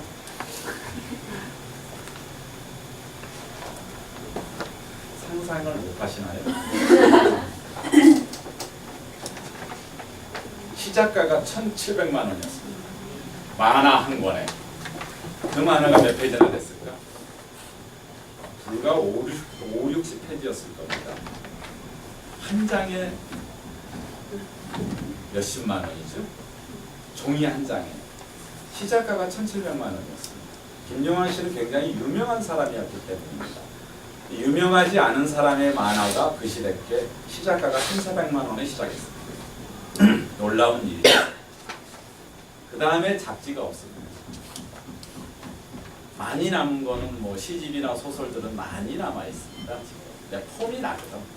그거는. 근데 이제 바뀌기 시작했습니다. 그러니까 또 작년에 시집 중에서 김소월의 진달래꽃이 문화재청에서 등록문화재로 고시를 했습니다. 등록문화재. 우리가 이런 책을 뭐라고 불러요? 양장본이라고 부릅니다. 양장본, 책을. 양장본이 문화재가 되기 시작한 겁니다. 뭐 양이라는 거 생각해 보실 필요가 있습니다. 집도 양옥집, 여러분 신발 신는 것도 양화점에서 만드는 거고 옷도 양장점에서 만듭니다. 이게 다 바다 양자입니다. 내가 국어학자들에게 양자를 연구해 볼 필요가 있다고 합니다. 저는 허다못해 잿물 앞에 붙은 양잿물도 있습니다. 원래 잿물이었거든요. 그러니까 이런 게 필요하다. 근데 잡지가 올해 내년에 신문 잡지를 문화재청에서 발표할 겁니다. 등록문화재로. 근데 제 생각에는 소년 정도가 등록문화재로 될 것 같습니다. 신문에서는 한 명 정도가 될 것 같고요.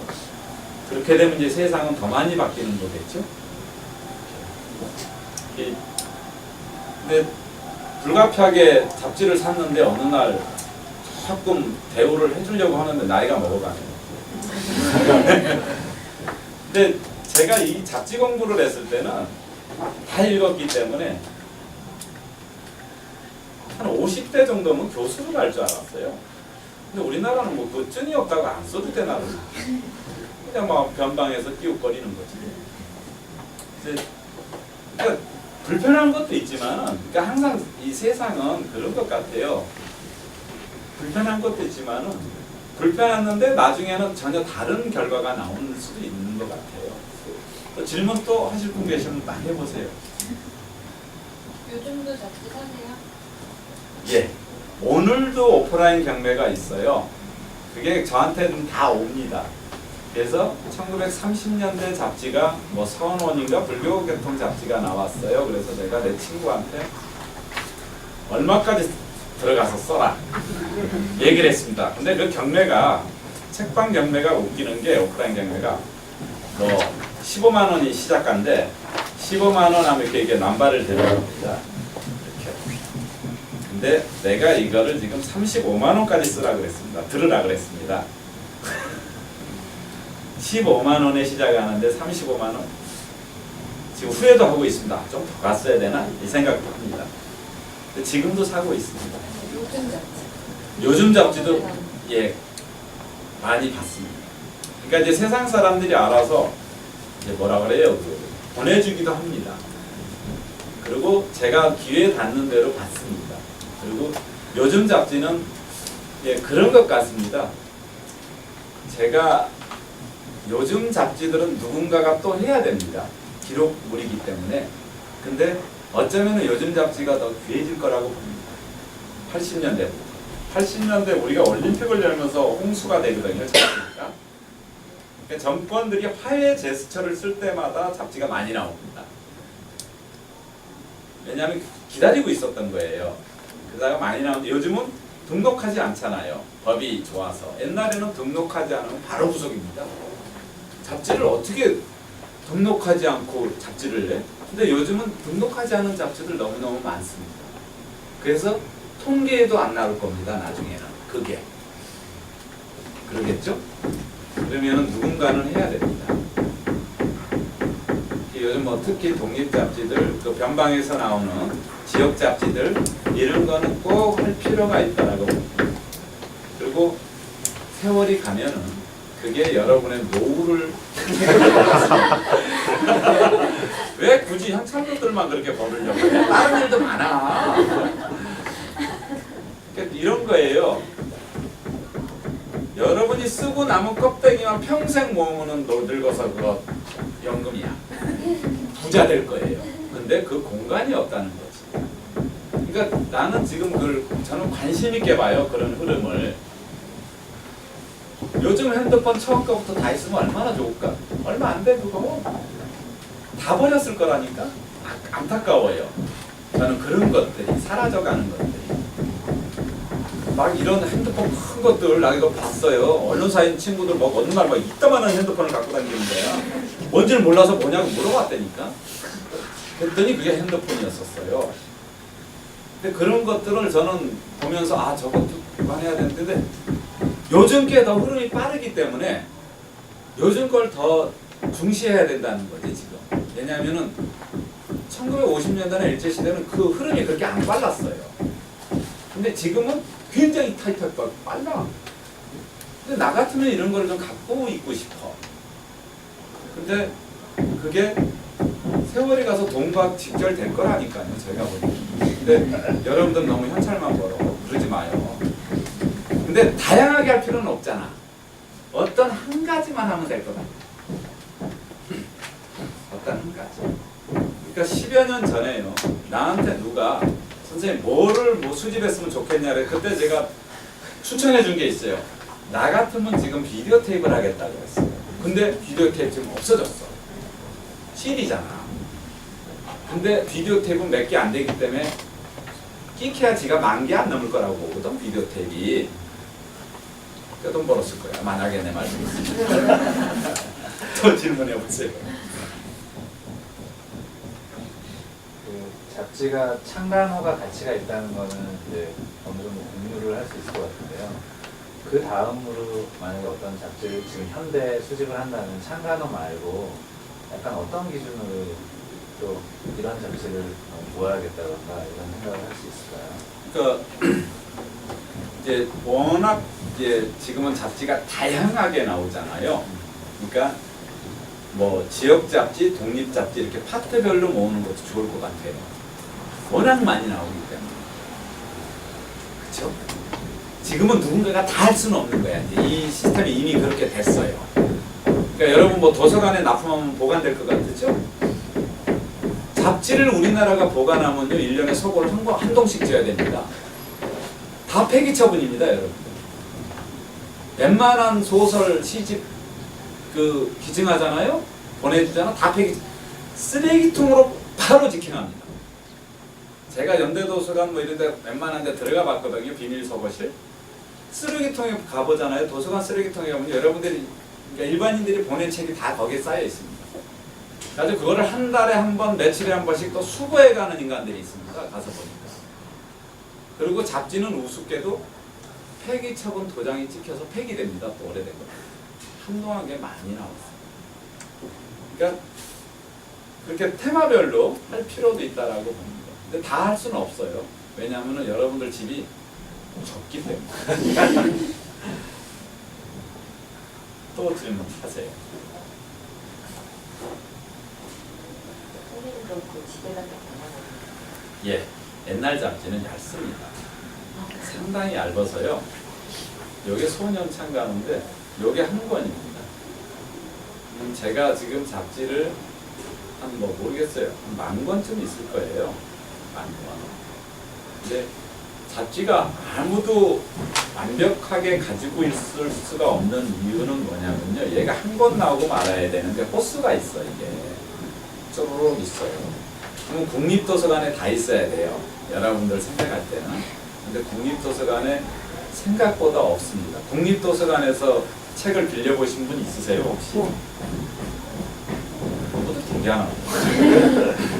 국립도서관에서 빌려서 책을 반납을 안 할 때는 어떻게 되냐면은 시가로 보상을 하게 돼 있습니다. 근데 우리나라 옛날 그 7, 80년대 학자들이 교수들, 연구자들이 국립도서관 거를 빌려다가 먹어치웠습니다. 많이. 가지고 그거를 보상을 했습니다. 걔네는 공무원들이니까 규정에 의해서 보상만 받으면 돼. 근데 그 보상가가 너무 쌌기 때문에 다 먹어치웠다고 사람들이. 그래서 지금 생각보다 국립도서관에 잡지가 거의 없습니다. 많지 않습니다 지금. 재밌죠? 생각보다 없습니다. 걔네 장사 목록에는 있을지 모르겠어요.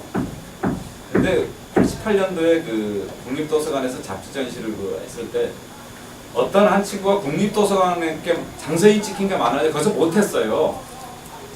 그래가지고 여러 사람이 일제시대 잡지를 이렇게 논아서 출품을 하는 거예요. 국립도서관에 있으니까 국립도서관에 사람들 거기서 전시 못하지. 장서인 찍혀있으니. 그런 웃지 못할 일하들이 있습니다. 그러니까 우리나라가 이런 나라입니다. 지금. 그러니까 창간호 아까 얘기하셨지만 조선일보에 조선일보 창간호가 없습니다. 조선일보에 조선일보 창간호가 없습니다. 그래서 걔네들이 2만호 기념을 할 때 한참 전 얘기예요.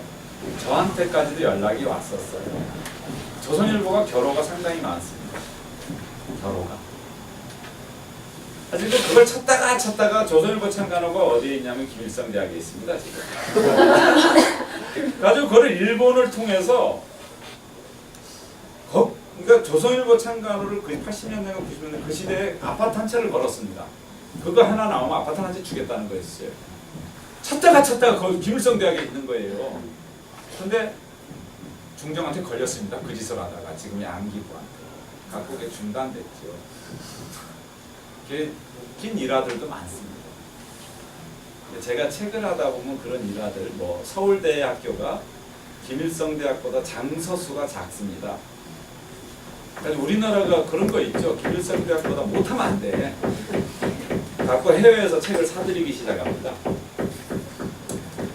공항으로 다들 무관세로 들어오는 겁니다. 무관세로. 뭐 검열도 필요 없어. 정부 시책이니까. 트럭 갖다 대고 싣고 들어가는 건데 또 서울대 도서관으로. 근데 책이라는 거는 그렇게 늘면 안 됩니다. 여러분들이 책을 책꽂이에 꽂아보지만은 책을 그렇게 늘리면 되겠어요? 여러분들 집에 책이 하루에 100권이 늘면 그거 읽겠냐고요? 안 됩니다. 근데 몇만 권이 아니고 수십만 권을 그렇게 사들이는 나라였습니다. 근데 지금도 아마 김일성대학보다 등수가 떨어지는 거 아닌가 싶습니다. 그런 그 잡지를 하다 보면 웃기는 일화들이 많습니다. 뭐 생각보다 이상한 사람들도 연락을 오고 여러분들이 질문이 없으니까 내가 다른 얘기들을 좀 해야겠네요. 잡지 전시를 하다 보면 생각지도 않은 사람을 만납니다. 근데 신기하죠? 옛날 잡지를 전시하는데 왜 일반인들이 구경을 하러 오는 게 아니고 생각지도 않은 사람들이 옵니다. 근데 만난 사람들 중에서 우리나라 그 남극기지를 설계한 사람도 제 전시해 봤습니다. 지금 세종기지인가 그러죠? 예, 그거를 자기가 설계했답니다. 그런 사람도 만났고 또 뭐 우리가 지금 김구 선생을 죽인 안두희라고 저격범이 얼마 전까지 살아 있었습니다. 근데 그거를 죽인 사람이 박기서라고 그 사람이 제 전시장을 또 찾아왔습니다. 그래서 내가 그랬어요. 나보다 젊더라고요 이 사람이. 그래서 내가 왜 죽였어요? 그랬더니 제가 죽인 게 아니고요. 민족의 이름으로 죽였다는 거야. 그거 할 말이 없잖아. 민족의 이름으로 죽였어요. 근데 그 양반이 버스 기사였습니다. 그러니까 안두희를 추적해가지고 몽댕이로 패서 죽입니다. 이 사람. 산 사람을. 김구 선생을 죽였다 해가지고. 그래서 그 사람 얼마 안 살고 나왔습니다. 그 청원이 너무 많이 들어가가지고 그런 사람도 만나고 뭐 그다음에 우리나라가 나 같으면 학문을 좀 다양하게 하고 싶어요. 제가 그 8인 김동완 100주년 때 영풍문고에서 자료전을 했습니다.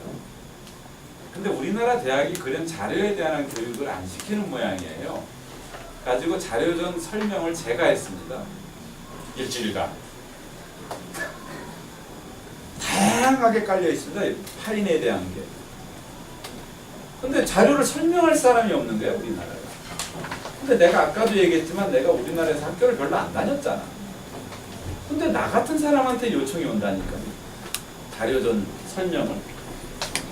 그래서 거기서 누구야.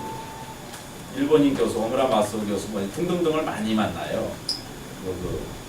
임원영 교수 뭐 이런 친구들을 다 만났는데 그게 첫 번째 본 게 아니고 거기서 다시 만나는 겁니다. 내가 그 이전에 그런 사람들을 다 만나고 있었거든요. 왜냐하면 자료가 있으니까 다 부탁이 들어옵니다.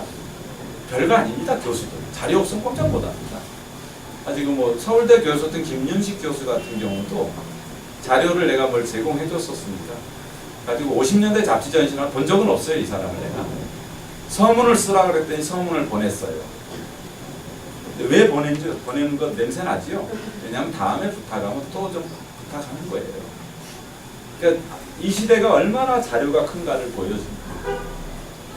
그리고 제가 영인했잖아요. 제가 이거 팔아도 돼요? 팔기도 했어요.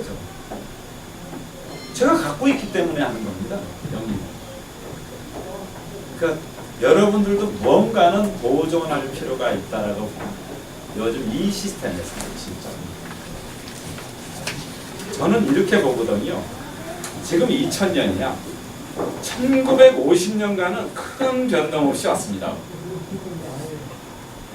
1950년 동안 변한 것보다 지금의 50년 변한 게 더 훨씬 더 크게 변했다라고 보거든요. 저는. 그러면 지금이 얼마나 빠른 거예요. 그러면 무언가는 보존을 해야 될 것 같거든요. 저는 총독부가 걸릴 때도 싫었습니다. 왜? 그것도 보존했어야 되는 건데 그대로 떠서 옮겨놨어야 되는데 폭파시킬 일이 아니었다라고 보는데 그 차이. 바라보는 시각의 차이인 것 같습니다. 근데 제가 보는 거는 우리나라에서 학교를 많이 다니면 다닐수록 창의력이 떨어진다는 거지. 인간들을 볼 때 내가 보는 눈은 참 시선들이 너무 좁아. 넓게 못 보고. 이번에 되게 웃긴 일 있는 거 아세요? 이번에 G7인가 우리나라 미국 오바마 왔을 때 뭐 했죠 그때가? 핵정상회담인가 뭐 했죠? 그때 우리나라 오바마가 한 얘기 있잖아요. 한국 기자에게 질문하라 그랬습니다. 질문 못했습니다. 우리나라 한국 기자. 공식적으로 질문을 2번인가 3번 하라 그랬어요. 한국 기자에게. 한국이 주최자니까. 근데 우리나라 그 기자문은 엘리트 아닌가? 나 굉장히 창피했다고 그거 보면서. 질문을 못해요. 우리나라 사람들은 못해요. 그래서 중국 기자가 한 말이 있어. 아시아를 대표해서 자기가 질문하겠다. 이렇게 나오거든요. 오바마가 특별히 한국에서 했기 때문에 한국 기자에게 질문 시간을 줬는데 질문을 못했다니까. 우리나라 일간지 기자들 다 갔을 거 아니야. 방송국 기자들이고 출입증 받은 인간들은. 그 중에서 아무도 질문을 못했다는 거 아니야. 내가 그거 보고 진짜 실망했거든. 그 입장에서는 우리나라이기 때문에 특별히 준 거거든. 그 시간을. 일국 대통령이. 근데 그 질문을 끝까지 못했다니까. 이런 쪼다 같은 새끼들이 있어. 중국애가 딱 튀어나오는데 약올르잖아. 질문을 할 줄 모른다니까. 맨날 답만 써봐가지고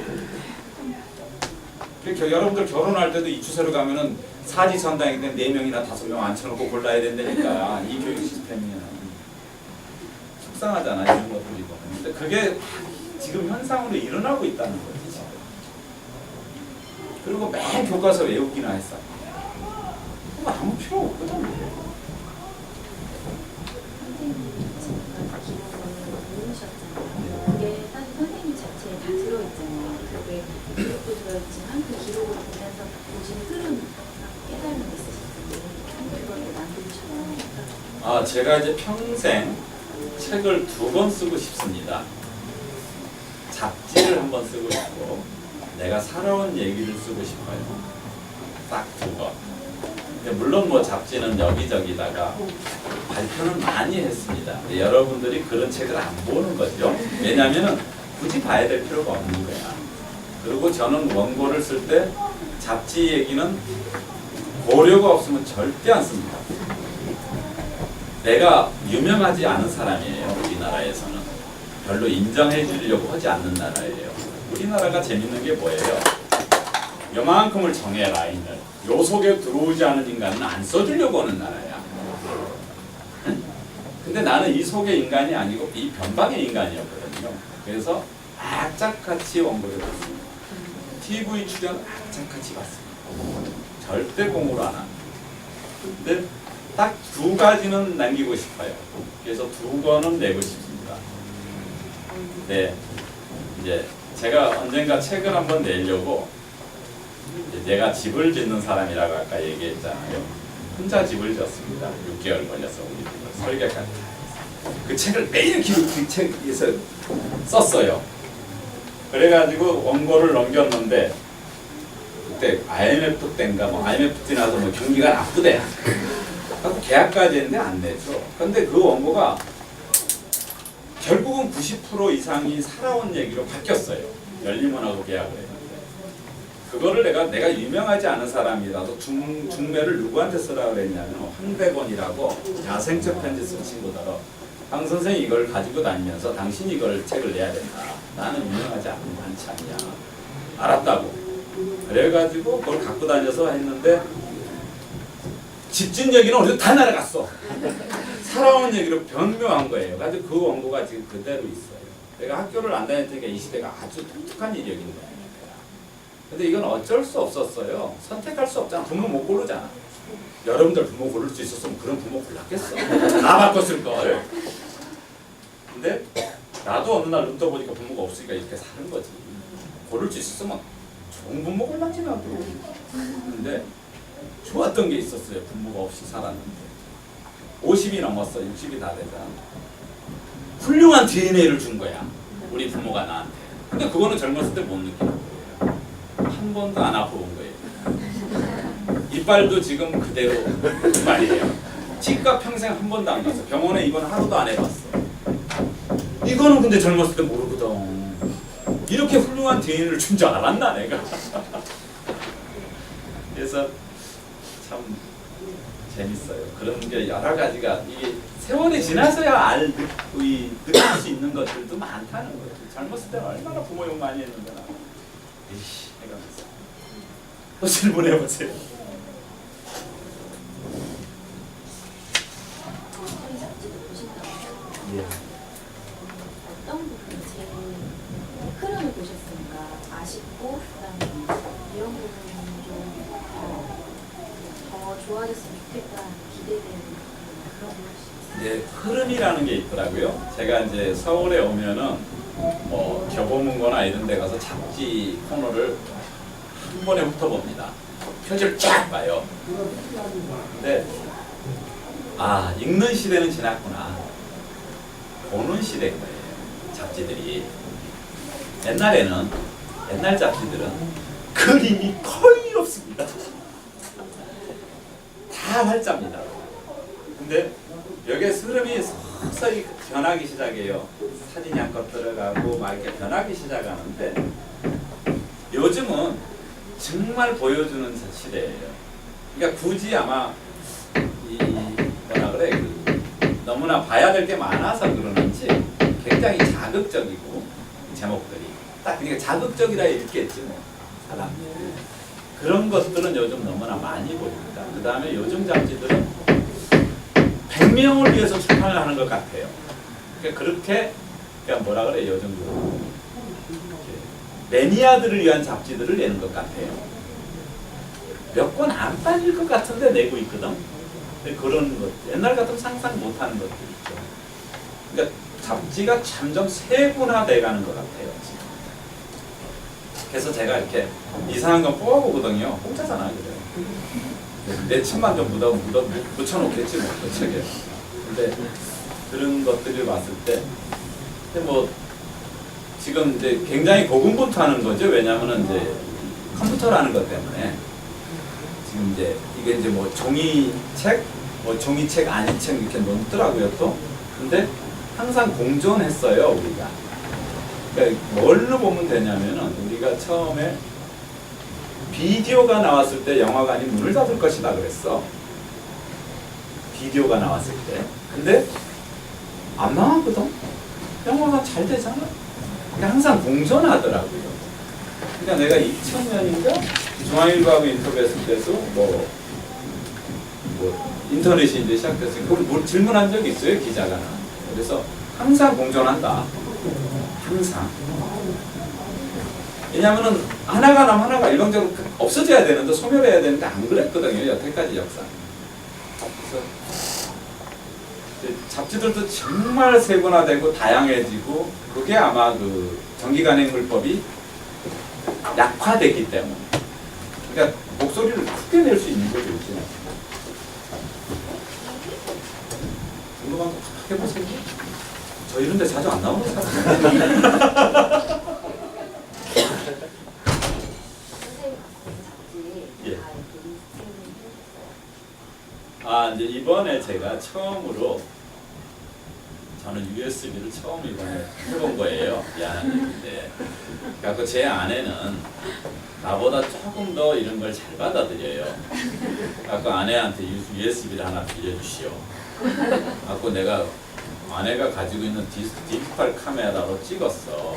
근데 얘를 내가 어떻게 할 줄도 몰라 이제. 자꾸 지난해 이제 국내에 나가서 이제 부탁한 인간에게 야 이거 좀 해줘라. 대충 해주더라고요. 시간이 없이 이걸 했어요 제가. 그래서 이번에 느낀 건데 올 겨울에 내가 좀 작업을 해야 되겠구나. 이 표지라도 좀 찍고 해봐야겠네 이 생각을 해봤어요. 그래서 이제 필요하지요. 왜냐하면은 이게 참 책이 무서운 게 우리나라 한적본은 책을 보관 어떻게 해요? 그런 거 느껴보셨습니까 혹시? 생각해 보셨어요? 우리 이런 책은 이렇게 세워서 뽑습니다. 한적본은 우리나라 책은 누워야 됩니다.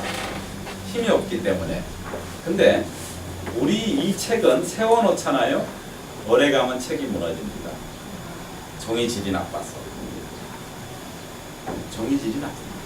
가장 나쁠 때가 해방 직후입니다. 해방 직후 어떤 책은 그 시커먼 똥지라 그러죠. 그런 걸로도 잡지를 냈습니다. 그리고 오히려 일제시대 게 더 좋습니다. 지금 해방 직후보다. 50년대보다. 그러니까 이제 그런 거는 늘 생각을 해봅니다. 그래서 이 뭔가는 남겨야 된다라는 거는 생각을 합니다. 근데 이제 어디론가는 가겠죠 책이. 근데 여러분들 기증에 대한 얘기를 해줄까? 기증 받았어요 어디서? 그러면은 공짜로 준 것 같죠? 속지 마세요. 그 사람이 평생 한 거를 기증이라는 샀다라는 단어를 못 쓸 뿐이에요. 기증하고 살해하는 겁니다. 아셨죠? 뉴스에 근데 기증했다고 나와.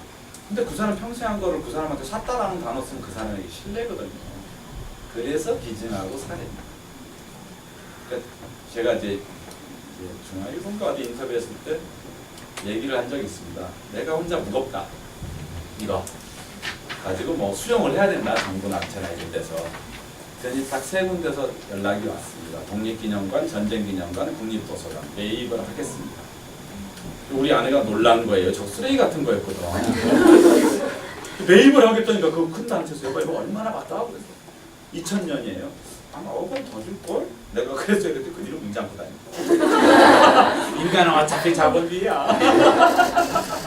한패 왔다 갔다 하더라고. 이제 이거를 왜 영인했냐고요. 내가 이제 웃기는 얘기했는데 여태까지는 상업적으로 영인들을 했어요. 근데 소년 영인본이 몇 명이 했어요. 근데 왜 이거를 영인을 내가 했냐면은 속이 상해서 영인을 한 거예요. 표지 칼라잖아요. 여기도 칼라예요. 응? 1908년에 나온 거죠. 여기도 칼라고 여기까지 칼라야. 영인을 한 건 상업적인 영인을 해가지고 겉만 칼라고 이 속은 다 흑백이야. 그니 연구자들이 얼마나 속상하겠어요. 갖고 내가 똑같은 거를 하나 만들자. 그래서 재작년에 이걸 제가 만든 거예요. 근데 돈이 조금 더 들으니까 그거를 자본주의는 그걸 못 견뎌요. 그거 칼라라면 얼마나 더 친절해. 똑같이 만들어야 되거든요. 영인이라는 거 똑같은 거예요. 그래서 제가 이걸 똑같이 그래서 만든 거예요. 제가 돈이 많은 인간도 아닌데 어느 날 전시회를 해서 뭐 좀 돈을 받아갖고 제가 이걸 한 거예요. 똑같이. 그러니까 학자들 아까 얘기해 줬잖아요. 권영민 교수 맨날 흑백으로만 본다고. 걔네들은 영인본도 아니고 복사본을 보니까 더 하지요. 근데 이게 한 번 복사한 건 괜찮은데 원본은 이제 본 적도 없어 그 사람들 학자들은. 그러니까 계속 복사본을 또 복사해서 쓰는 거야. 그냥 얼마나 불쌍해. 명색이 그래도 서울대 국문학부 교수가 말이야. 우리나라에서. 근데 퇴임도 얼마 안 남은 인간들이 꼭 그런 얘기를 하는 사지 말이야 지들. 뭐 질문하세요. 선생님 댁에 예. 찾아오겠다는 분들 많으실 것 같은데 학자들을 비롯해가지고 보통 다 허락하시는 편이세요? 굉장히 많고요. 네. 저희 집은 뭐 그거 말고도 많이 옵니다. 뭐 최소한 1년에 뭐 많이 왔을 때는 이렇게 얘기하러들도 옵니다. 인간들이. 내가 좀 삐딱한 인간이라서 아직은 뭐 경우에 따라서는 뭐 2~3천 명도 옵니다. 근데 저는 그리고 평균 뭐 500명 이상은 오는 것 같습니다. 최소한. 근데 500명이라는 게 잠자고 가는 인간들을 얘기하는 겁니다. 500명은 이렇게는 또 많습니다. 예. 이런 거는 있는 것 같습니다. 제가 이 집을 내 손으로 짓고 나서 내 아내에게 부탁한 게 딱 하나입니다. 내가 여태까지 세상을 살면서 많은 사람에게 신세를 졌다. 그래서 우리 집에 오는 이들에게 밥과 재워주는 거를 부탁하겠다. 그랬더니 내 아내가 그걸 들어줬습니다. 그래서 상당히 많이 옵니다. 대신 우리 집은 30명이 와도 깔고 덮고 이불을 줍니다. 부자는 아닙니다. 근데 내가 살아온 걸 과거를 생각해보면 너무나 많은 사람에게 신세를 지고 사는 겁니다. 그래서 그거를 조금 그런 의미로 제가 그렇게 살아갔어요. 집은 전라북도 진안입니다. 제가 원래는 부천 살았습니다. 근데 도시가 싫었습니다. 왜냐하면 어느 날 부천에 계시는 분들도 계시거든요. 부천에 조그마한 산에 올라가면 어느 날 스모그가 이렇게 있는 거예요. 나 어렸을 땐 반딧불이도 있었어요. 트레미도 잡고 이거 아닌데. 그래서 떠났습니다. 왜냐하면 회사를 다니지 않는 사람이니까 제가. 그러니까 사람들이 제 직업이 뭐냐고 물어보는가. 그래서 저는 직장이 없잖아요. 그래서 좋은 말로 프리랜서라고 합니다. 또 질문하세요. 마지막 질문. 예. 기억이 마지막 질문 별로 안 좋은 건데 책 귀한 책들이 많은데 그걸 어떻게 이렇게 보관을 분실을 안 당하기 위해서 보관을 해야 될 것 같은데. 그거 지금 서울에서들 뭐 격정들을 해주십니다. 증품 명품도 뭐 감정하는 뭐 김영준이나 그 최영복이나 이런 친구들이 걱정해 줍니다. 근데 저희 집은 다행히 산속에 있습니다. 산속에 있습니다. 그리고 우리 마을은 들어오면 반드시 돌아나가야 됩니다. 그리고 저희 집을 위해서 산으로 500m 도로가 있습니다. 외딴 집에 삽니다. 저는 겁대가리가 없어가지고 그 속에 살고 있습니다. 근데 책은 다 꽂혀 있습니다. 책꽂이에. 방 하나가. 근데 잡지만 건 별거 아닙니다. 조그만한 방에 사방으로 천장까지 꽂혀 있습니다. 그리고 이제 부부가 공동 소구가 조그만 방에 또 있고. 그러니까 책이 참 많았었습니다. 젊었을 때는 더. 근데 이제 책을 내가 뭐 꽤 많이 본 것 같아요. 근데 어느 날 부들장이 무너지기 시작했습니다. 책무게 때문에. 장수 살 때예요. 그래서 저 책은 안 되겠다 그래가지고 잡지만 펴놓고 책을 이제 없앴습니다. 그때 아마 없앤 게 아마 한 5톤 트럭으로 하나를 제가 보냅니다. 그게 국문학 관계 서적만 한 2만 권 가까웠을 거예요. 아직도 보냈습니다. 그래서 지금 이제 잡지만 가지고 있습니다. 그리고 이제 마지막 질문이니까 부탁할 건데 책을 많이 보십시오. 저는 평생 책을 많이 봤습니다.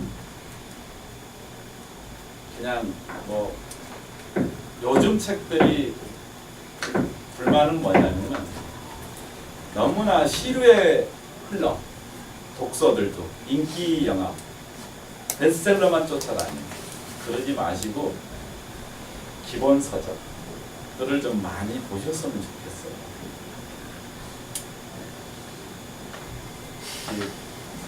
학교 다닌다 해도 똑똑한 것 같지는 않거든요. 제가 보기에는 요즘 사람들이. 참고로 저는 국민학교를 졸업장을 못 받으면 우리나라가 수료도 막 제가 수료했어요. 감사합니다.